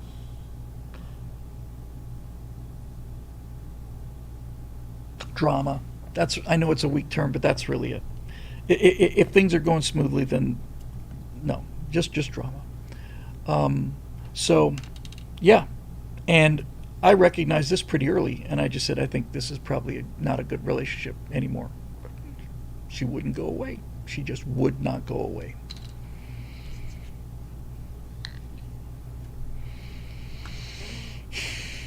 So, there you go. There's that. So anyway, to answer your question, Marusha, the brides of the state are finding the brides of the state is a real thing, and these women understand that the government will be their provider. They'll get checks from the government. They'll vote Democrat. Democrat will continue to do this. They'll continue to have all these women's issues. The courts will be biased, insanely biased towards them in divorce proceedings, child custody proceedings, and all this. But what the state can't do is the state cannot keep them company at nighttime when they go to bed. That's what the state cannot do, and that's why they're losing, and that's why this is a wave that has been on us a long time and is going to just continue to build. The state is not there when it's time for them to go to bed. What's there is their cats, and that's what they're realizing. They're realizing that they're 35 or 40 or 45 years old. The dating market no longer worships at their feet. They can't find any men. The good men are married, or the good men were married and divorced by people like them and want nothing to do with it anymore. And they're looking for wives in the Philippines or Ukraine or wherever. Just anywhere other than this feminist infected tribe of entitled, nasty, mean-spirited, bitter, angry, frustrated people who hate men and have been taught to hate men their entire lives, and what do you expect? Now, this only applies to the bots, right? To the brides of the states. Conservative women and conservative families are as strong as they've ever been, and this is becoming slowly dawning on them as well. Is that all? Well, where are all the good men? Well, the good men are conservatives, ma'am. That's where they are. Where are all the good family guys who are going to be honest and loyal and true and raise kids? Well, they're conservatives, and they're married to conservative women who didn't sleep with 250 guys before they met them, and who treat them like with respect, and some gratitude. So, Darth Chuckler Merciless says, Cat's lifespan is about the time between the first independent apartment and, oh crap, I'm 35 and alone. Yeah, well, there you go. It's one of the many crises that are coming because the fabric of society has been so fundamentally damaged. But this is a classic case of the wrecking ball of reality changing people's political opinions in a way. Marusha, that whole list of things you're saying that we could try this, they won't say this, try this, you said, and I agree with you, none of it will work. None of it will work, none of it has works. Nothing. Nothing will change their mind other than the fact that they're 42 years old and they're sleeping alone every single night of their lives, and they've got the great job and they got the great car and they're making six figures, and they go to bed alone and they wake up alone. And that's a lonely life for a man, but it's an intolerable life for virtually all women, and so they will start to change because the pain will get high enough. Woody Fool says, my Zuma and Pismo send their regrets and supports anyone who will denounce the cat lady persona. I miss Pismo so much. He's a good boy. He's a good cat. And Bean's a good cat. And we have a Persian cat named Katya, little golden Persian, who is a space alien. I call her the crocodile because of her long nose, and she looks so much. Little Persian cats virtually identical from crocodile. And we have Spike, who's a off the street rescue cat, who's teenager Maine Coon, and he's too cool for school. Bean loves Natasha. Bean and Katya get along okay. Katya and Spike get along very well. Spike and Bean get along very well. Bean and Katya, not so much. But Katya is, she's, I've never seen a cat like this cat. She is her own creature. She lives in her own world. She's perfectly happy to sit there and stare at a wall for 9 hours. She's a space chicken. But she sure is beautiful. We love her. She's not as affectionate as we would like, but she sure is adorable. And Spike is just I call him Spaceman Spike. He likes to explore things, and he's a little more independent than I would like, but I have hopes that he will mellow out in time. He's still a pretty young guy, so there you go. So yes, I've never heard the term bots. I love it, but the bots' days are numbered because they're miserable, and young women are waking up to 20-year-old women are waking up to the fact that something's very, very wrong in their 20s. The 40-year-old women didn't have that experience when they were 20. But just go on and thank you so much, John Eden, with another $99.99 super chat. Tribute to your shirt, Tomcat Pride. Appreciate that. Thank you. I have a flight suit that was given to me with a Tomcat patch and a Tomcat flag from a Tomcat driver, so it's one of my prized possessions. But Tranquility Base USA, never would have thought back at the GHS lunch table how you would find a bride, as we all wondered who we would pair off with one day. Love this. I'm happy for you. It's true that so many of the young women of the USA, Tranquility Base USA, who you got to tell me who I was sitting with back at the Coral Gables High School lunch table. I can't just drop that on me. It never ceases to amaze me when people who I've known show up on the show here. I have such fond memories of those days and everybody that I knew back in high school. And Dave Medlone. Well, hey, man. Oh, my gosh. I don't know about you, Dave. You probably have this experience, too. You and I look exactly the same. Everybody else got way older. I don't know how to explain it. It's bizarre. It's bizarre. That makes my entire day, week, and month. Go Cavs.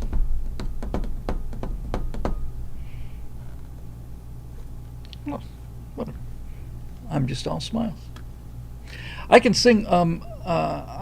I know all the words to the Coral Gables alma mater song. After these many years. On Miami's southern border, reared against the sky. I didn't get those notes right. Proudly stands our alma mater, Coral Gables High. Onward, upward, be our watchword, conquer and prevail. Dun dun dun, hail to thee, our alma mater, Coral Gables, hail. Tranquility, you can, if you send that to info@billwhittle.com and say personal to Bill, I will get it probably tomorrow or Monday. Yeah.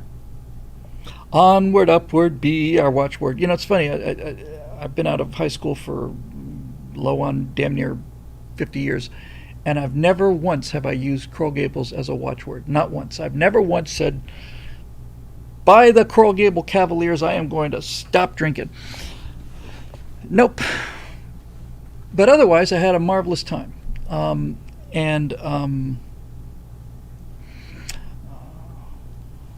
was her name?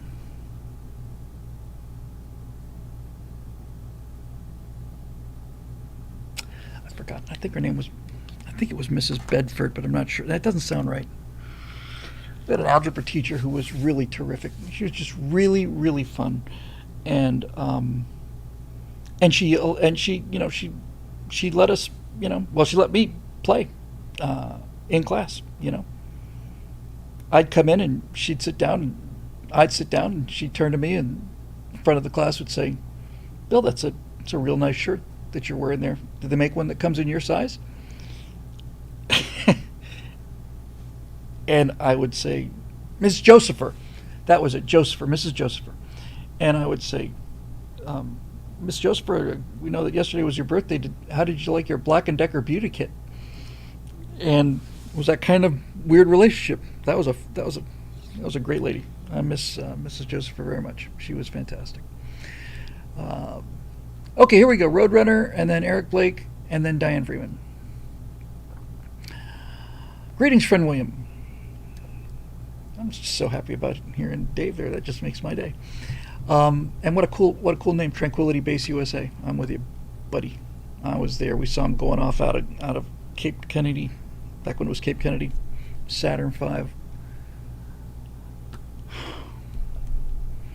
I don't know if you heard this, Dave. I've been using it too much the last couple of days. I saw it about 3-4 weeks ago. Saw a video on it was a Partridge Family. It was I Think I Love You episode of the Partridge Family, and I was watching it and I'm thinking, man, I hated David Cassidy when I was his age, and now I know why. That was a beautiful kid, man. No wonder all the girls lost their mind over David Cassidy. But it was the Partridge Family episode where they're singing "I Think I Love You" in front of an audience of like 12 people or something like this on a road show. And somebody in the comment section, you'll like this, Dave. Somebody in the comment section said, "I much preferred being 20 in the 70s than I do being 70 in the 20s." And I thought, yeah, me too. Okay, back to Roadrunner. Greetings, friend William. Quick inside baseball question. Is there a reason why Right Angle is showing up on YouTube but not on BillWhittle.com? Specifically, the Harris Waltz Commonomics episode. I always check BillWhittle.com first to see if there's anything new, then check the lesser sites. My problem is that I know the backstage episodes are only posted on BillWhittle.com, and I really enjoy watching them. To me, a backstage that lasts less than an hour is a minor disappointment.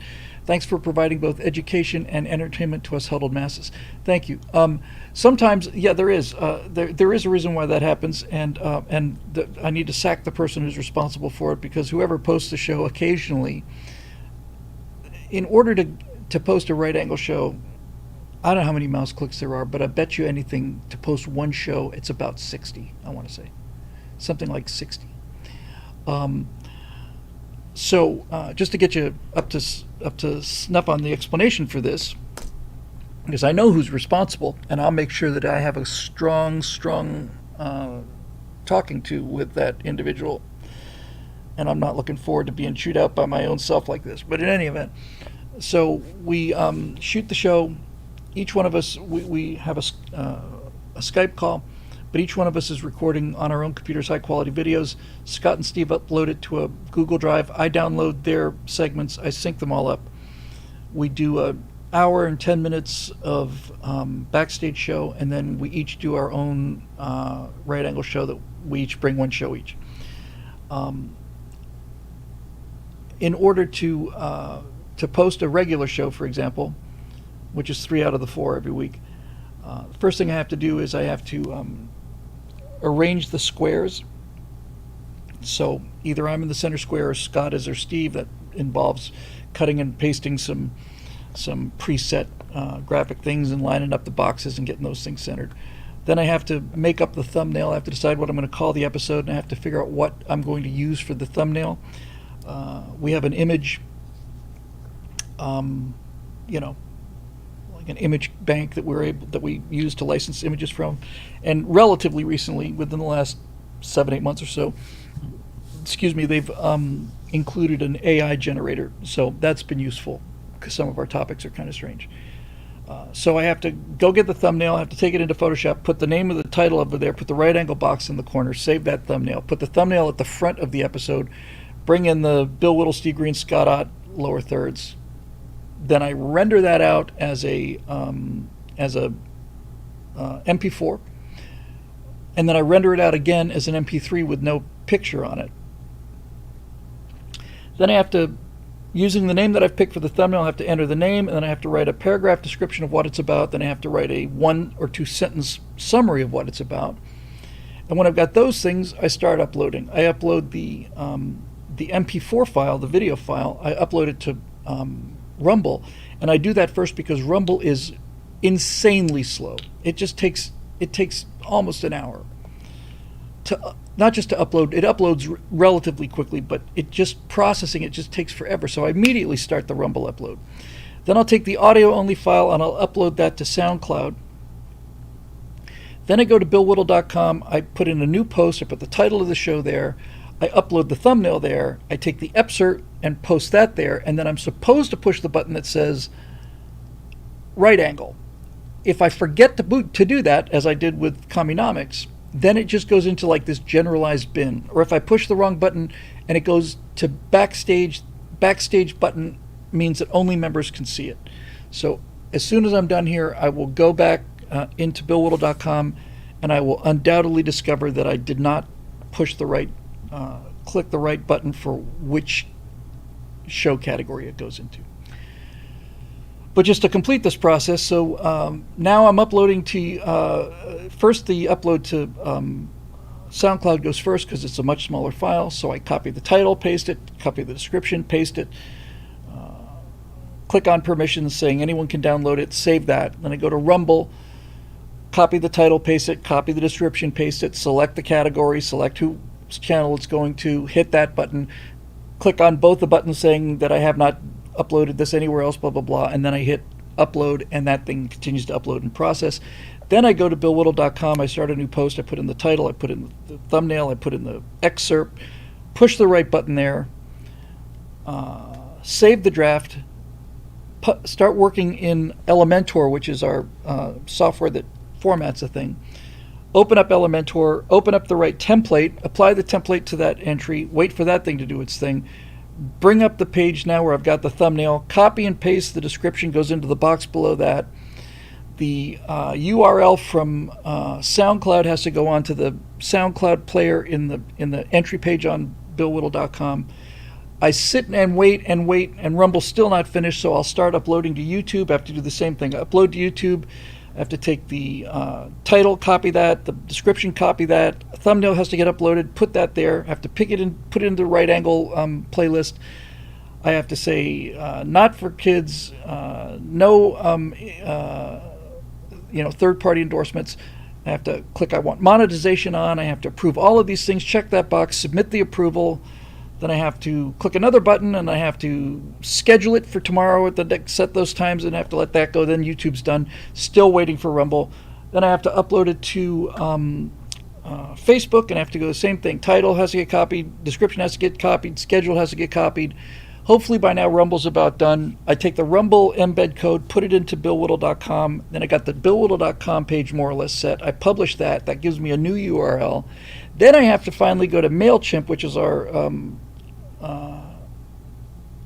mass mailing service, and I have to start a new campaign. I have to replicate the previous campaign, have to change the date on that. I have to go down and give it a new title and a new description. Then I have to take the format. I got to overwrite the old description with the new description. I have to put a new square thumbnail. I have to do 2 thumbnails, a rectangular one and a square one. Square one for MailChimp and SoundCloud, and the rectangular one for everything else. Get that the way it's going. I have to copy the link from the BillWhittle.com entry, put that into the text thing, and I have to upload the new picture, format that, set the things on that, copy the link there as well, so that when you click on the picture and on the description, you go to the right page. Then on MailChimp, I save that. Then I do a test emails to myself. I check the links to make sure that the links are going to the right pages. And when I get to the page, I make sure that the embedded Rumble player is working and the embedded SoundCloud player is working. And then I'm done. And that's pretty much every one of them. So that's what I have to do when I'm done here. I'm not trying to crucify myself, just saying that it's a fair amount of work. So it's certainly not hard work, and I've managed to really get the. It took a while to really get the flow, but it is time consuming, and it is a little bit tedious sometimes. So there's that. Roadrunner with a $50 super chat says, Bill, I had no idea how complex the entire procedure is to post an episode. You need a flunky or a minion to help. Thank you. That's very kind of you, Roadrunner. And I wasn't doing it to gain sympathy. I was just doing it to explain why, why things happen on bill time. It's because that's just to do one of them, and you generally get the idea. I can do it relatively quickly, but it'd be nice. It'd be nice to. We used to have somebody took some of this, a significant amount of this off my hands, but we were just bleeding out money, and we just couldn't afford it anymore. So we'll do another membership drive, and we got the back end fixed. So if we can get some more members in there, I can get a lot of this off my plate. Right now, I'm running the dry goods store, and I'm also stocking the dry goods store and going to town to buy in the dry goods and marking up the prices and all that other stuff. Anyway, that's what that takes. Eric Blake, peace and long life. Image of Bill Whittle, live long and prosper. Image of Eric Blake. So one thing I've noticed not too long ago is how the MAGA movement seems kind of split on J.D. Vance, specifically how he's talked about using government power for conservative ends. For example, the encouragement of the building of families via tax breaks, etc. Let me just take these one at a time because this is another novelette here. I have a huge distinction in my mind as a conservative. In fact, as the conservative, I have a huge difference of opinion between a tax break and a subsidy or a grant. It's going to take a lot for me to not approve of a tax break. I consider anything that reduces your taxes to be a positive. So tax breaks I'm fine with. It's when we get taxed and then have to subsidize things or so on, or then I don't have any problem with that. If it's a tax break, you can have all. In fact, if you want to run the entire government on tax breaks, I'm with you.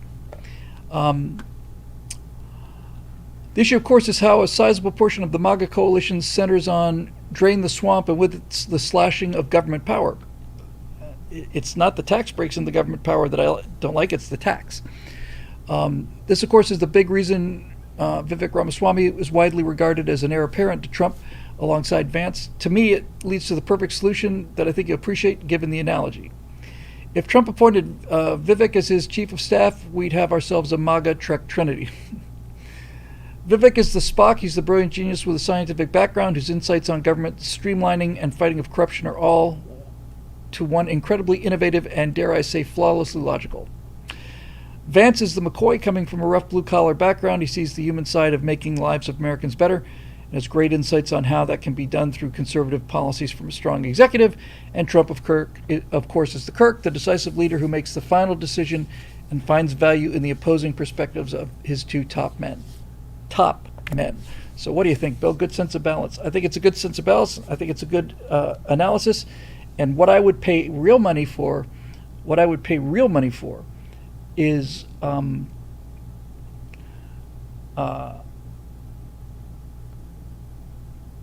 somebody who could do an impression of Donald Trump as James T. Kirk. If you could do a Donald Trump as Shatner as Kirk, I think that would be just bloody marvelous. Really, really, really marvelous. So anyway, there's that. And then finally we have a Diane Friedman. Hello, Diane. If you'll allow, my question is short. I will allow even if it's long, as you should know by now. Here we usually deal with questions one page at a time. I cannot accept that the Dems have goals that are contrary to the American values at every step. I agree. They have put a lot of work into setting the stage for. I cannot accept that the Dems have goals. Yes. They have put a lot of work into setting the stage for globalist communist takeover of this country. I cannot see uniting with them at any point in the future. Look, this is an interesting discussion. First of all, I agree with you 100%. There is no uniting with the vision or the policies, because the policies and the vision are antithetical to the United States. They're antithetical. There's no compromising with communism in America, because communism is antithetical to America. You can't be halfway there. If you're halfway communist, you're communist. It's like adding, it's like you add a drop of wine to sewage, you get sewage. You add a drop of sewage to wine, you get sewage. So yes, but more and more Democrats are finding themselves being left out of this ideology as the Democratic Party goes further and further to the left. Now, they've said this about the right as well, and I understand how that works. It's fine. But the traditional demographic for Democrats was the blue-collar worker, the working man, and that the Democratic Party was the party of the little guy. Jon Stewart himself was talking about, we hate billionaires, and he's saying, I'm looking around the Democratic National Convention, there's nothing but boxes up there, boxes are $500,000 a seat or something like that, and he's like, no, they are no longer the party of the little guy. They're the party of the tech millionaires, and they're the party of millionaire Hollywood elites, and they're the party of Harvey Feinstein, and they're the party of George Clooney, and they're the party of Zuckerberg and the Google guys, and all of that, which is again yet another, and probably the single most dramatic reason why Elon Musk is a billionaire, but he's not one of them. I'm not saying he's a champion of conservatism, although by God he's heading there awful fast. But he's not one of them. He doesn't go to Davos. He's not part of the World Economic Forum. There's something human about that guy when most of these, I'm talking about multi-billionaires now. There's something very reptilian about those people. And in order to have billions, thousands of millions of dollars, you've got to be different. In any event, I'm not quarreling with you. I completely agree about the ideology, but the point I'm trying to make is that there are millions, tens of millions of people who call themselves Democrats who have a different view of America but don't have an antithetical view of America. And these people are coming our way. If Donald Trump wasn't so controversial, we'll just say controversial, then what we would be seeing now are Reagan Democrats, but in enormously larger numbers. We would be seeing so many Democrats voting Republican if Trump weren't so polarizing. Because if you look at his achievements in terms of Middle East peace, no foreign wars, the Abraham agreements, not allowing ourselves to get raped by China, on and on and on. There's never been lower unemployment for blacks and Hispanics than during his administration. The economy was booming. Everything was swell. Everybody was relatively happy, except they couldn't get past him. If you took him out of the picture and you just had Trump running on his record, we'd have more Democratic converts than Reagan had. A lot more, because things are much, much more precarious than they were in the 80s. But you don't get to pick, it would be nice, but you don't get to pick. It'd be nice if you had a guy who was a billionaire, populist, who loved this country and had no reason to do this other than his love for the country, who takes a pay cut, a significant pay cut, not just by taking the presidential office, but turning down all of his other perks that make Joe Biden worth $100 million and Hillary Clinton worth $200 million. All of that corruption, right? He doesn't need it. He loses money by doing this. It'd be nice if that guy was Bruce Wayne. If he was handsome, soft-spoken, well-read, quiet, well-spoken. That'd be nice.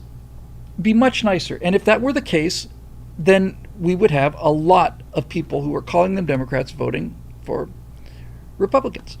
But he's not that guy. He causes some people to have allergic reactions, and that's the hand that we're dealt. That this is the army we're going to war on. Well, that's a great point, Victoria. Victoria says Elon is Bruce Wayne. That's a really keen observation. I wish I'd thought of that. I'm glad I did. No, that's exactly right. Elon is kind of Bruce Wayne. But that would be nice, right? You would like to have.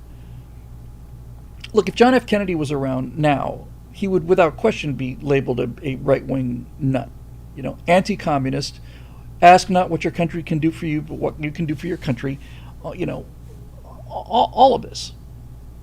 But I look back at the Kennedy presidency, and I understand he was a Democrat. He wasn't a Lyndon Johnson Great Society Democrat, but I just look at Kennedy, and when I look at Kennedy as president, I feel the same kind of thing that many Democrats feel, and it is I like the idea of a young, handsome president who's polished and poised and has not only a sense of humor but a sense of humor about himself. I can see that Camelot desire for that guy. The problem with the Democrats is that they'll take the image of that person over the reality. That's what they liked about Obama. Obama was urbane. Obama could handle himself at cocktail parties. He was well spoken. He was relatively witty. He looked the part. He was a communist. He was determined to destroy the country, and he's done it. No, he hasn't done it. He can't do it. This country's much bigger than Barack frickin' Obama. Much bigger. Can't even put the two on the same scale. He becomes a dust mote compared to what this country is. But they went for the look. They didn't go for the substance. But when I look at, and there's a lot about Kennedy to criticize, but I would love to have a young, handsome, smart, funny, rich, pre-existing rich millionaire president. The only reason I say millionaire president is because I like the fact that there's a certain incorruptibility about somebody who's already got their money. But we don't have that. We've got this guy, and so you play your cards and you make your bets.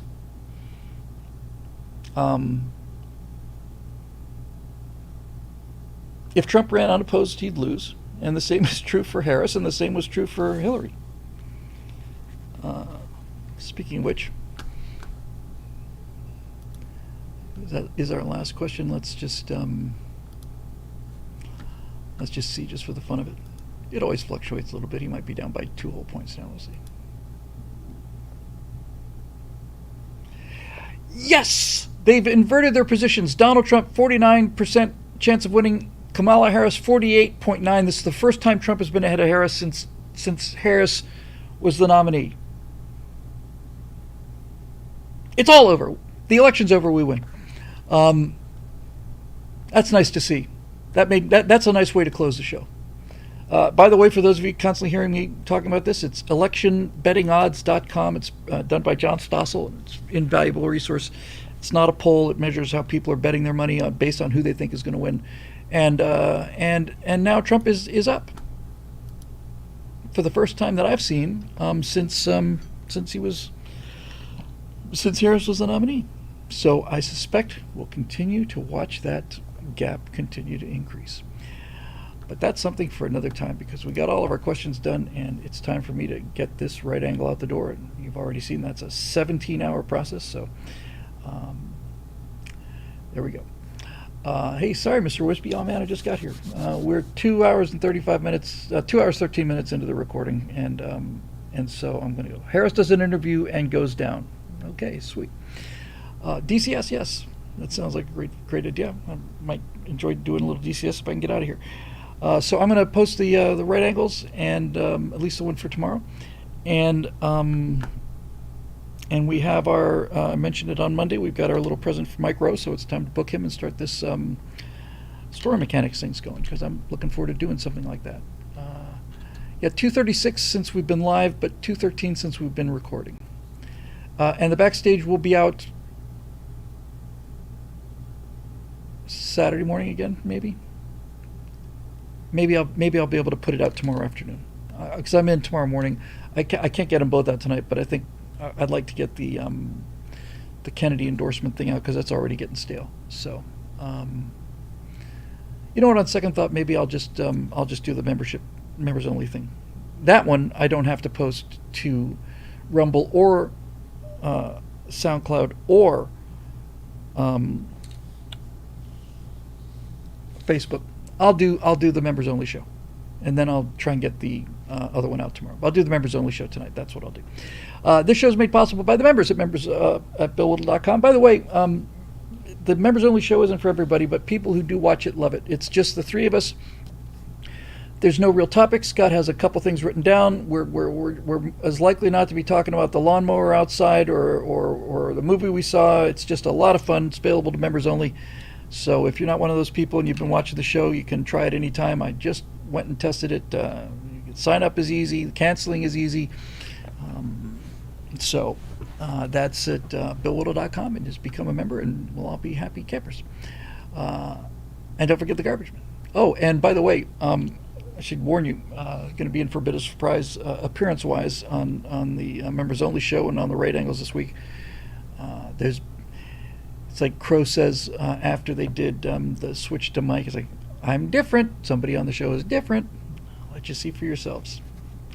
All right, gang. Thanks very much for joining us. And at this time, I think we'll say goodbye to our friends over at YouTube. Okay, YouTube. Thank you very much, and thank you, Andrea. That's very kind of you. I appreciate that too. God bless all of you, and God bless us, everyone. So we will see you guys on YouTube on Monday night. Okay, take care.